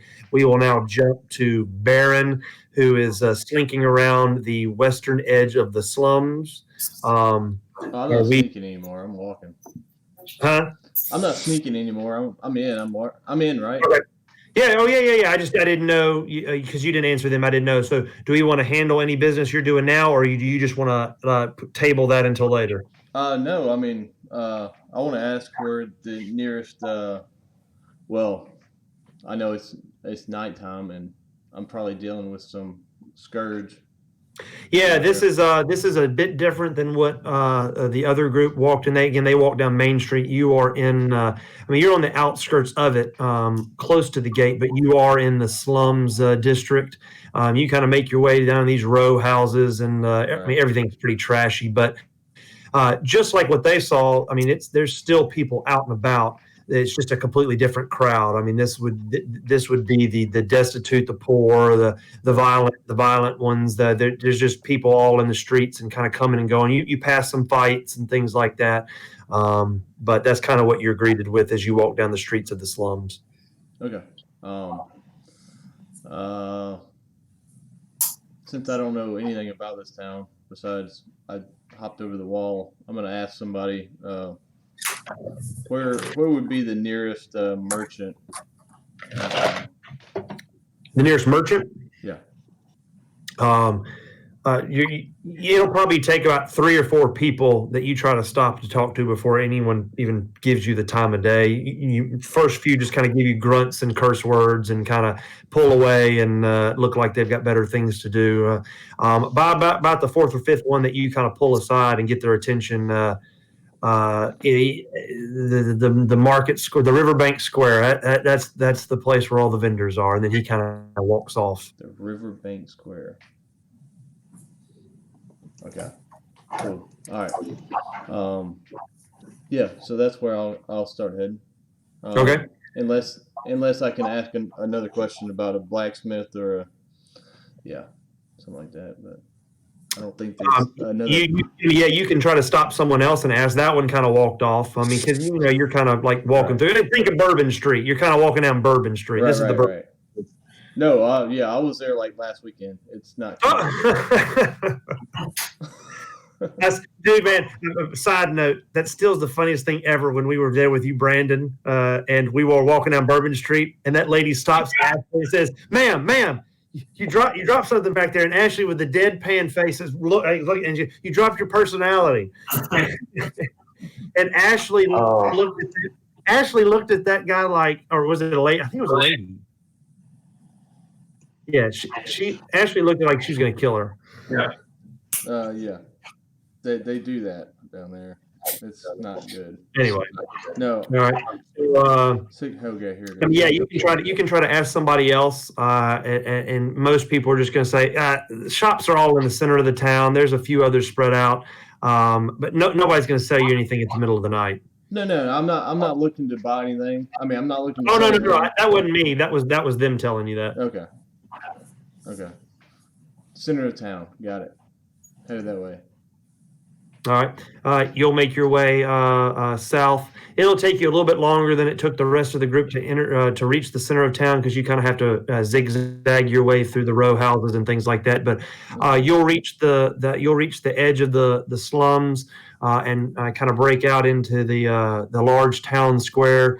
You'll see some signage that indicates it's the Riverbank Square.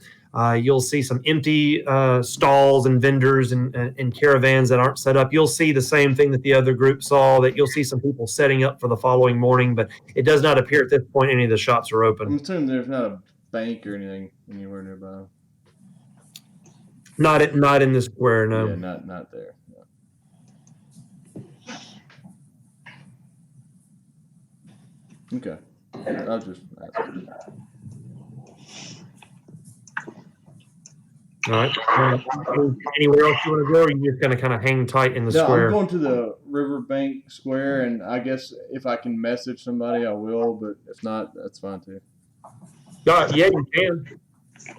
Yeah, I'll just message them and say I'm in the, I guess the town center. I'm sorry, I can't hear you. There's all kinds of background noise. Yeah, I'll message everybody or whoever might be able to hear it and say I made it to the town center. I'm looking for a merchant. So. Okay. All right. I can't remember the range on that, but I would assume that they're out of range with where they're at. They probably are. Yeah, it's Yeah, about 120 feet. Yeah, they're out of range of that. Okay, that's fine.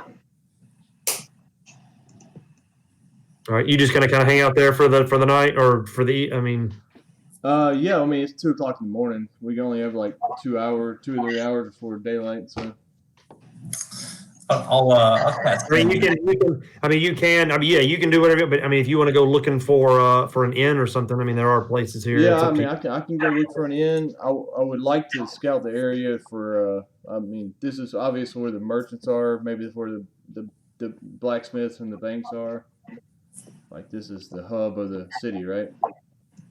This is the main vendor area. Yeah. Okay.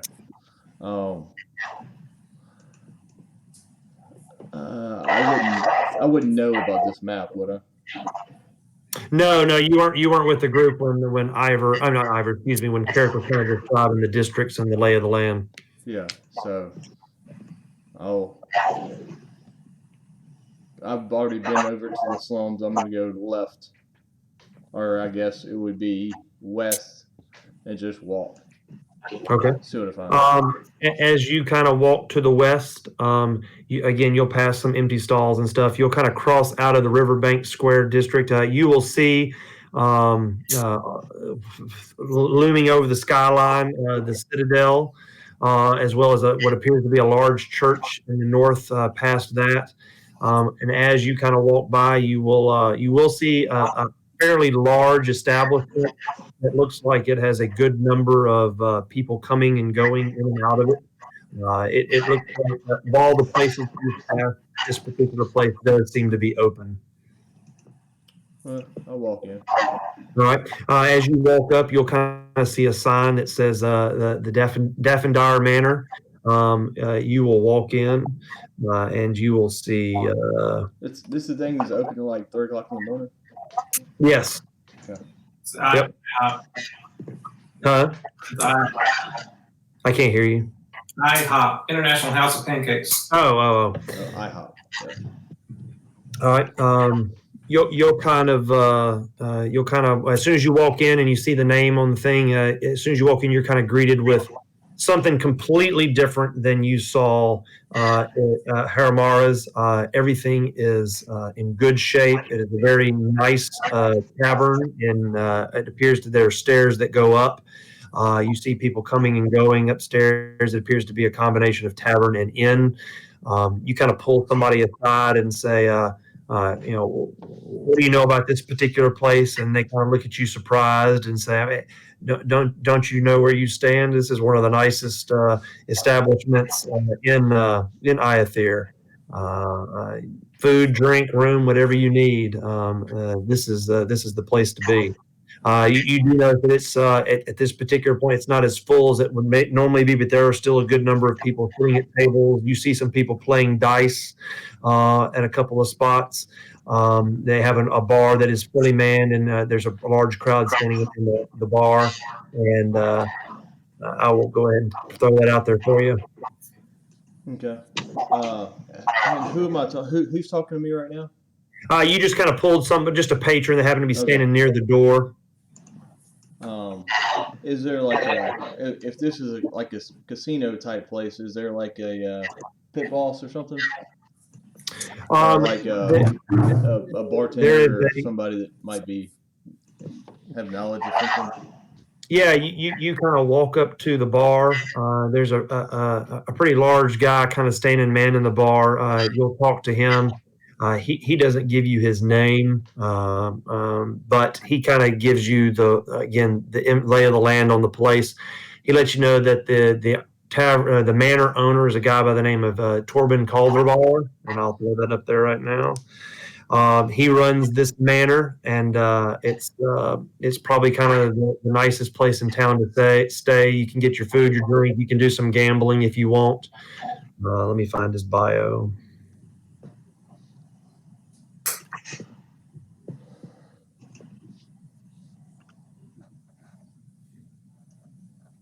And then he kind of points to the board behind him, and you're able to see the price of everything. Okay. Here we go.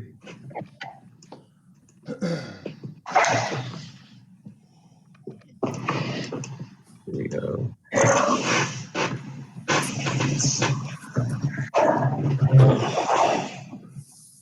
All right, I'm gonna hit save and refresh that. Brock, if you scroll down, you should see all the stuff now. Okay, yeah, I got it. All right, so that's what you'll kind of find. So, are you going to kind of hang out here just in the bar area? Or are you going to try to find a room, or are you going to do something else while time? Okay, so I'm talking to this guy. Yeah, he's kind of just he's just the barkeep. He's not the owner. He's serving a bunch of people, but you were able to get his attention, and he kind of gave you the information of the manor. And that's the Torben. The owner is Torben Calderbar. Okay, and this is not Torben I'm talking to. No, this is not him. He lets you know that he's retired for the evening, but he'll be in the morning. Okay. All right. Well, I'll take a, obviously a moment, and okay.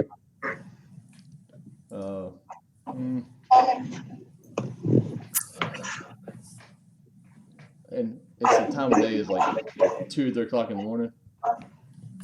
Yeah, I can't tell who it's coming from, but I'm getting some reverb, so I didn't hear all of that. The time of day is like 2 or 3 o'clock in the morning. Oh yeah. We're at least at 2 or 3 in the morning. I won't buy a room, but I will participate in the dice tables. Okay. All right.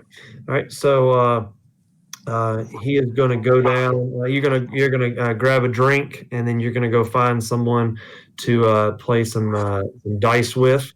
Now, if you really want to play some dice, we can definitely do that now. Yeah, I mean, we can do that on the side later. We don't need to waste the time doing that. Because I got that set up if you want to do that. But we'll just say right now you're just kind of enjoying the drink and you're watching them play the dice. You're watching some people do it, learning the rules. How about I just grab a beer and turn around and watch? Yep. Yeah. Well, you're kind of watching and learn the rules as you see a couple other tables playing dice. Yeah, I don't want to waste the time doing that. Gotcha. Okay. Well, it's there to do if you want. Well, I have some other stuff to do, but gotcha. All right. Go back. We'll swap back to the group. Time has kind of passed, and the sun has started to rise. It's roughly 5:30, 6 o'clock in the morning when the sun kind of comes up, and as time continues to pass, the group kind of gets a little impatient, and then before you know it, down you hear from the stairs some echoing.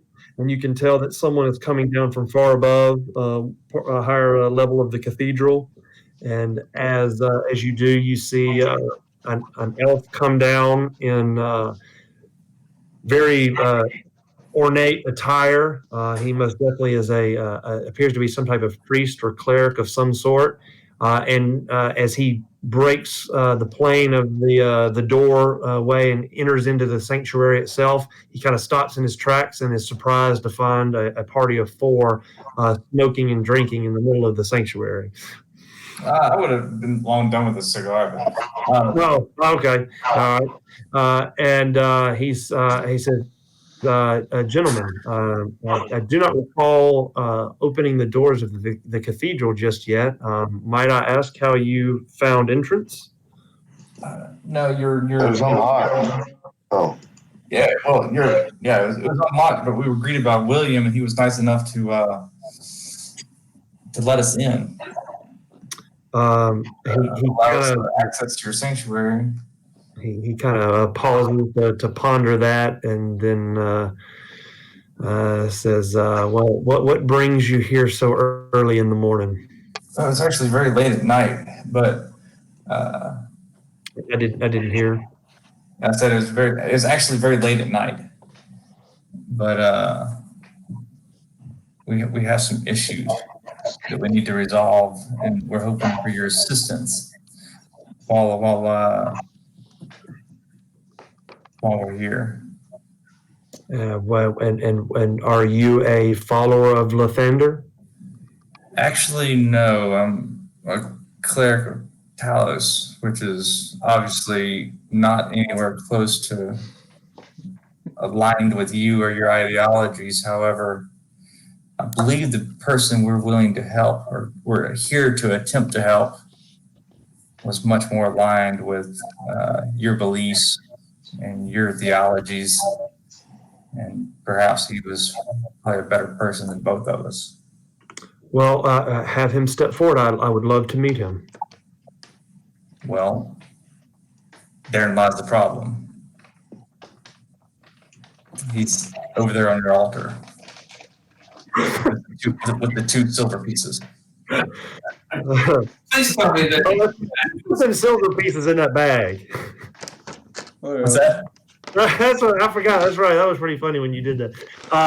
He kind of turns around, and he seems thoroughly confused at this point. I'm sorry. You said that there was someone that needs my help, but you point to the altar and a burlap bag. I need some assistance. I'm confused. To the best of my understanding, our friend has been disintegrated, for lack of a better word. You see his eyes immediately raise, and he's almost speechless, like he doesn't know how to respond to that. May I ask how something as horrible as that happened to your friend? It was a series of unfortunate events. I should say so. What is it that you would like me to do? Well, I'm hoping you can do something that we cannot do, and give him a new body for his soul. Because if I know one thing, his soul would be more than willing to enter that body. And he seems to think, and again, it almost seems speechless. My son, most requests that I get are to cure simple ailments from my parishioners. The occasional blessing. What you ask is something that requires a great deal of effort and resources. Oh, 100%. I know that. For the last 4 days, I've been asking for this to no avail. And if I could do it myself or had any other means, I would not be here. Please tell me more of this person that you want to bring back. His name is Daruk. He was a half-orc paladin of Maliki. We met him in our travels, and he has done nothing but good by us. So we feel as if, especially myself, that we need to do this for him, regardless of the cost. He kind of again seems to take a few moments to think, and you said that he more closely aligned of the Church of Lathander. Do you know who he served? He serves Maliki. And did he have allegiance to any other organizations? He did. He was high-ranking member of the Emerald Conclave. They relied on him heavily for all the ins and outs of all their business outside the coast.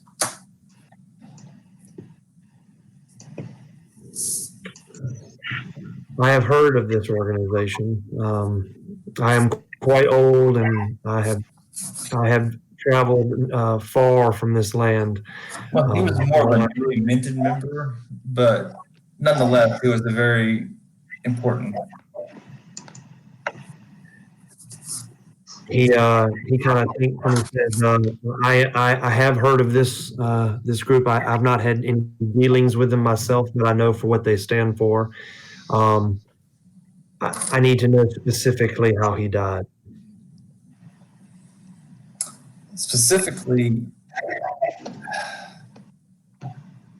it was, I couldn't really see where it's coming from, but I had seen this entity before, and it was a undead flying skull that disintegrated them.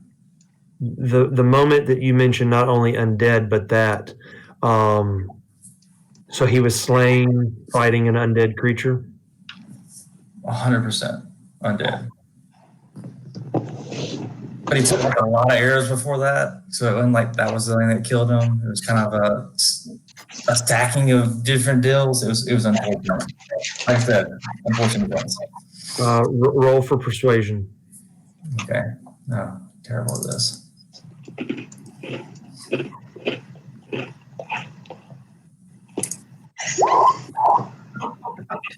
3.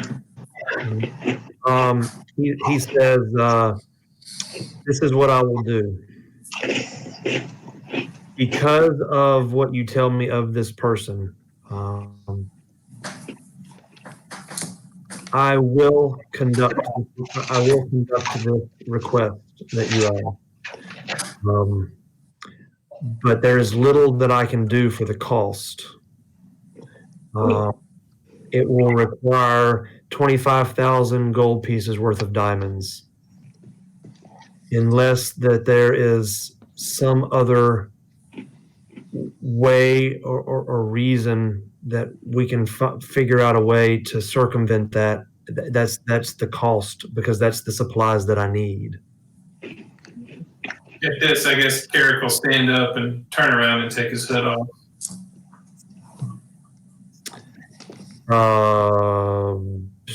He will pause, and I will recognize you. And he will use your given name. I don't know how to pronounce it quite right, but is it Silithiel? Silithiel. Silithiel. Is that you? I'll say yes, it is. I've been summoned home, and Groot died protecting me and my party. He will immediately approach you and give you a hug and say, "Welcome home." I will do anything that you require of me. He immediately turns to the altar and says, what I need for you to do is to light all of the candles again. I will retreat upstairs to where we keep the valuables. We will use what I can scrounge together to, I may not have 25,000 gold pieces worth, but I will see what we have on hand. Please make preparations. Do any of y'all have any diamonds at all? We want all of them back. Is that like a stipulation? Unfortunately, I can cut most of the cost. I would do anything for the Lithfair family, but yes, unfortunately, some of them will. What you give me will be consumed. I'll pull out a 300 gold diamond. That's all I got. I have some diamond dust. Does that count? I may be able to make that work. And I have 2 diamonds. All right. He will collect all of that and place it on the altar. He will then go upstairs. He will be gone for approximately 30, 40 minutes. He will come back down with a chest that is filled with diamonds, ones that he's collected for over hundreds of years of practicing and collections and different rituals and blessings that he's bestowed, different payments that he's received to the church. And he will place all of that on the altar and then informs the group that this will probably approximately take an hour to conduct. Do you want to be here to witness it, or do you have other business to attend to? I'm 100% assistant here if possible. Yeah, I'm going to sit back down in the first row. All right. He will he will nod and he will begin to get to work, and he will begin the process of casting True Resurrection. And after approximately 1 hour of him concentrating and making different motions with his hands and talking under his breath, incanting different, speaking different incantations, the room itself will begin to slightly tremble. A bright light will shine, and instantaneously, Jarut will be standing back before you, as naked as the day he was born. Yes. And we all see that birthmark we've never noticed before. That's not a birthmark. It's just weird. And so Drew will immediately pass from death into life. All wounds have been closed. The spell has replaced all of his missing organs and limbs, providing him a brand new body that matches the one that he had before. Again, he has nothing owned. He has no equipment. He has nothing but himself. But he is alive and well, and stands before you. And the priest, the Morning Lord cleric, lets out a sigh of relief and kind of slumps to the steps and sits down as he is physically drained from the spell. Drew, what's up, man? I'm gonna look at y'all and just be like, "What the hell just happened?" Dude, it was a long night. Like 4. Good news is you don't have any clothes on. We're gonna see that, and I'm gonna go, guys. I was just in Maliki's forest. I was speaking to my goddess. Yeah. Yeah. Karen, Is she hot? Carrick, I've got to ask you now. Maliki spoke to me as I was there. She came to me and she told me some things and showed me some things. What's the issues with your family that we're here for? I don't know. I mean, you read the letter. My brother said he was sick. And I'll look at the rest of the group and just be like, guys, I don't think this is what this is really all about. Maliki spoke to me. It's, as you know, I'm not the brightest. I'm not the most intelligent of the group here, but it's a little cryptic. I don't know what to make of it. But Maliki said, the Ancient One's plague spreads, and it will soon reach and overtake all corners of Faerun. Beware the darkness. And I saw visions of just utter darkness spreading throughout the land. I'm not entirely sure what to make of this.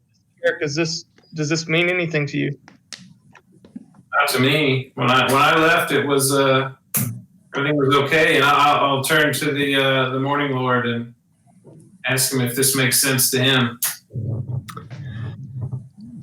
He will kind of look up. He's still kind of sitting there on the steps trying to regain his energy. He'll kind of look up when you speak his name and address him and ask those questions. And he will say, I don't know about an eternal darkness that I am aware of, but I do know that the city itself has faced an ongoing problem of undead and other creatures of the night, such as what I believe to be werewolves that have become more prevalent in the area.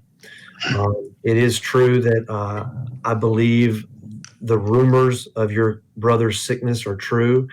I have been unable to visit with him.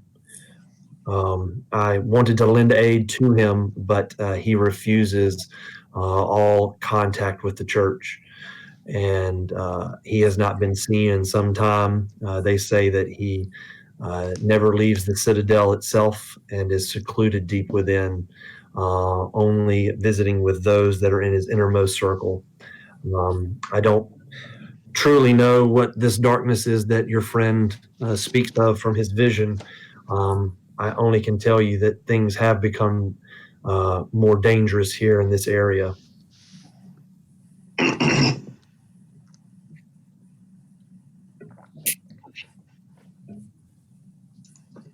Did your God say anything else, Drew?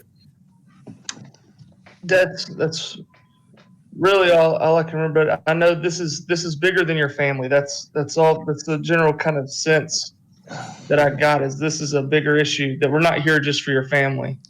And at this point, I'm going to look around and be like, where is Lord Baron? Did Lord Baron make it out of the castle? It's Grand Viceroy Baron, but Grand Viceroy. Lord Baron. That's all I know. the bigger question is, does y'all not wear clothes in the forest? I looked at him like, oh yeah, kind of, yeah, that's right. And Well, I mean, don't act like you're not impressed. as y'all are kind of talking, the high cleric, the morning lord, has stood up, and he turns to Droot and says, "Sir, I guess that's what you are, sir.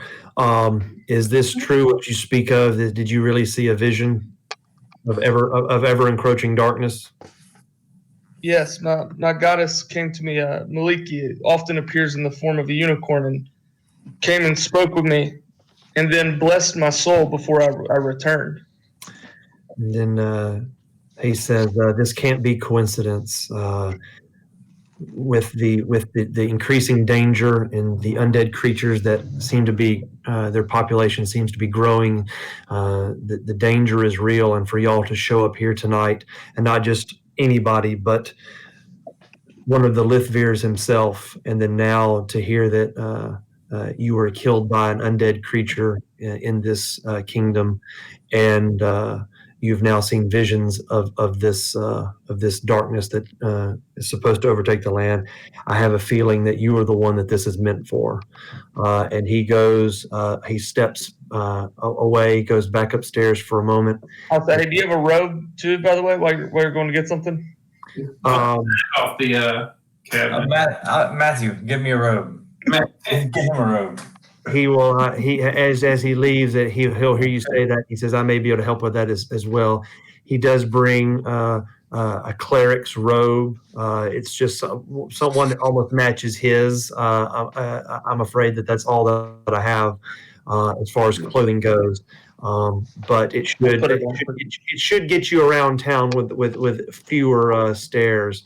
But then he as he comes down, he is carrying a sword, and he hands it out to you and says, "I believe that you are the one that this was meant for." Oh, sweet. Very rare. Kept for centuries. I mean, we brought his body here. Right? Life absorbing sword. What the fuck is this? How did I miss this? And I just look at him like, I literally this is walked for away me? for 4 seconds. So wait, this is for me, not for Carrick? No, he hands it to you. He says, "You were the one that they described as the fight as the holy warrior, the fighter of the undead. You've come back from the brink, and I believe that this, due to who you follow and the way that they speak of you, that this sword was meant for you, and its attack will be the same as the Holy Avenger was, but with those bonus mechanics, which basically allows you to bank HP. That's pretty sweet. So, good bonus mechanic. I'll look at him and I'll thank him for the sword, and I'll say, my friends might have spoke highly of me, but I assure you they're definitely the best around. Few would go to these far lengths to bring back someone like me from the dead. And we usually walk on the road. He says, I assure you that once the king learns of his brother's return and that you brought him here safely and learns of the virtuous deeds that you've done saving a friend, that there will be things that this town can do for a group of people such as yourself. I mean, do we want the news out that the king's brother is back in town? Nope. He kind of looks at Carrick and says, I believe that you would have come back for that reason, but is there a reason to believe that your return should be kept a secret? Well, I mean, that's up to you. I didn't know. I just wanted to ask. no, I plan, and I think our next talk is definitely going to be with him personally. But we'll see what he says on the matter. I've been trying to get in touch with him, but I haven't been able to, so I'm a little bit on edge about that. I have attempted numerous times to meet with him as well. I have been barred entry to the castle. I've just been simply told that the ailment that he claims that he is been afflicted with is uncurable, and despite my best efforts to diagnose it, again, he refuses to meet with me. I have not seen him in months and months. So I pray that you have better luck than I will, but I will keep your presence here in town a secret, and I will let you be the one to declare that you are back. With that, I'll And all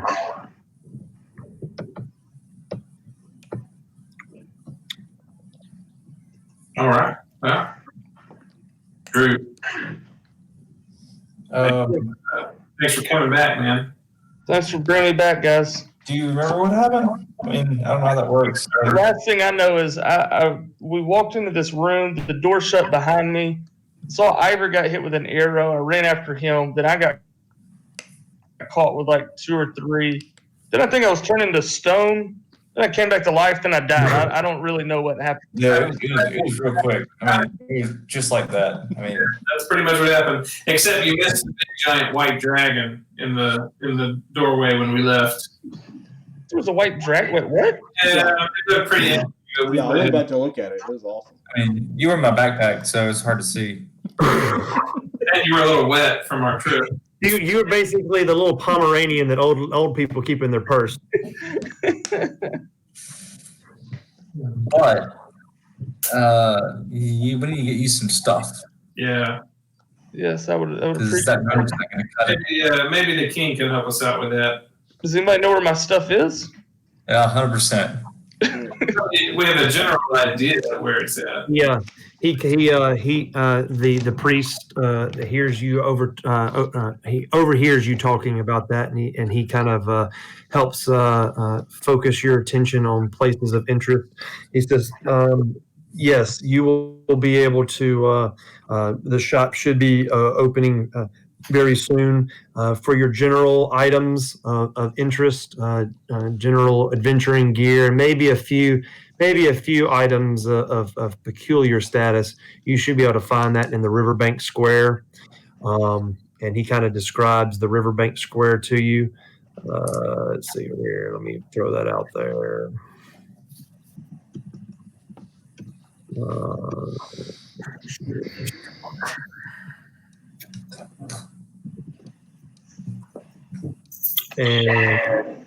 And then he says for specialty items of things such as weapons or armor, you may want to turn your attention not in the Riverbank Square, because that's going to be the general stuff for just anybody that happens to come into the city. But people such as yourself are going to want to turn your attention to Habdale.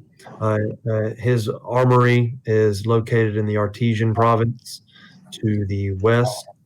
He's the finest blacksmith in Iafir.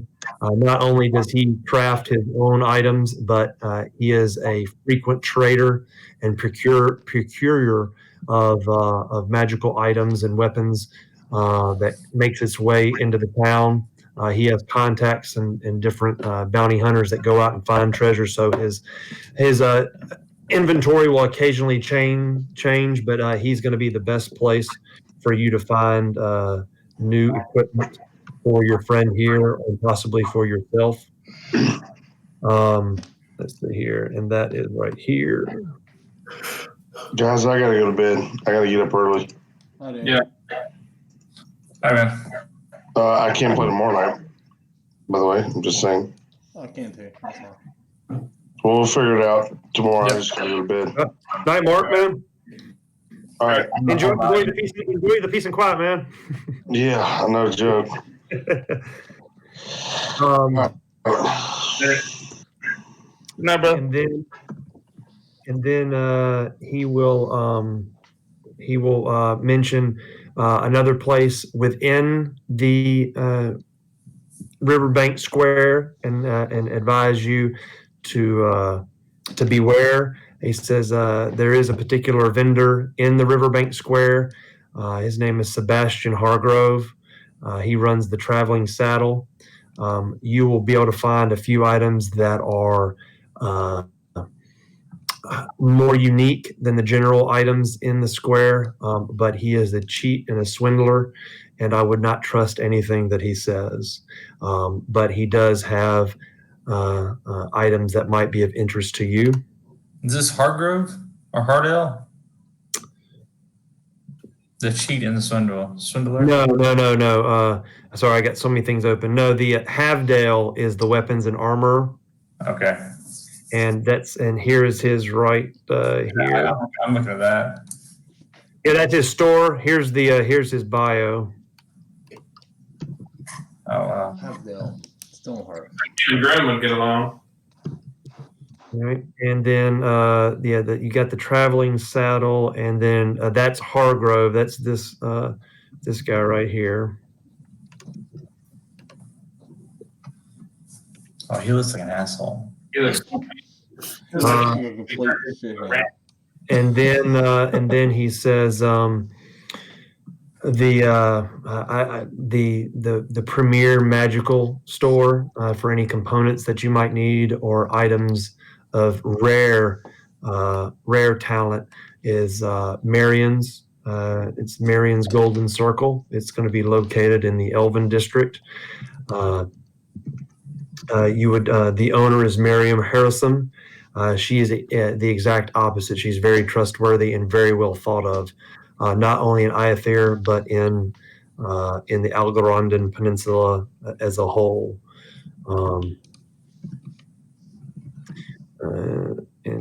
Let's see here.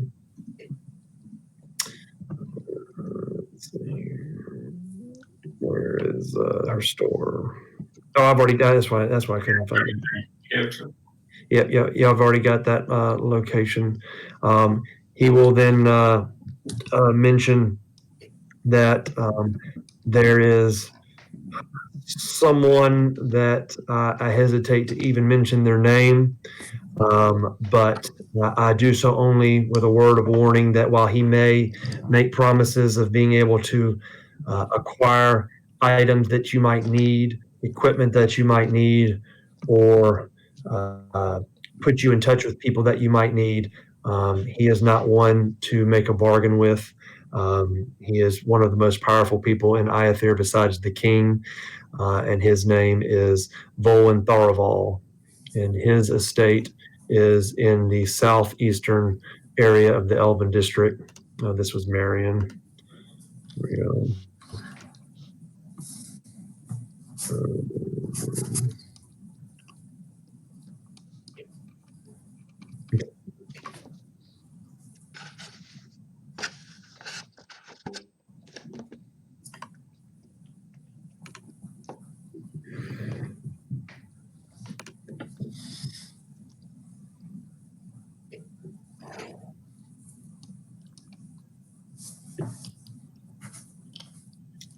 And those are the kind of the stores or the points of interest when it comes to equipment or things that he kind of points you to after overhearing y'all talking about Druid needing some supplies.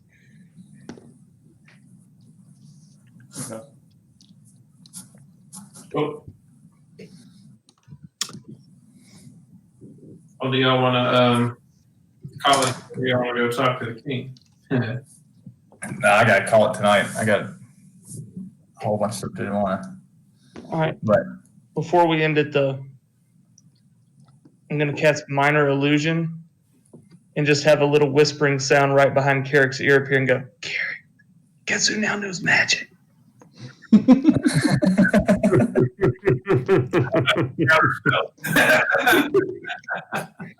Yeah, he's a new, shinier version of Drute. Oh man, This is the Mercedes model. I've been blessed by Maliki. Oh, well, so at a game, does that mean you took the sorcerer or whatever? Yeah, I did. Nice. So Nah, that's figured awesome. the divine soul sorcerer, because I figured that plays in with my soul was just blessed by my goddess. Yeah, dude, that sorcerer's where it's at. So I got the Minor Illusion cantrip. I think we literally all can do magic except Baron now. Not me. We're gonna There might be the occasional item here that he could actually get. we gotta actually give Baron the ring of spell storing, and then we could literally all cast magic. I highly don't want magic. Just because. Yeah, I think it's more out of principle at this point. I get the feeling that he wants to wear that with a badge of honor. Yeah. Yeah, I don't need it. Yeah, y'all got me, I guess. That's right. We'll make you stronger. I don't even want to worry about it. That's really funny. Minor illusion. What a waste.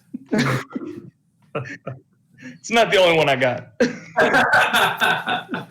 I say that, and I took prestidigitation, so I can literally make sparkles come out of my fingers. Yeah. Well, those are like, what is it? Prestidigitation, whatever it is. Thaumaturgy and Minor Illusion are all just kind of flavors. Yeah. I've got thaumaturgy and I'd never use it. Yeah, it's just flavor stuff.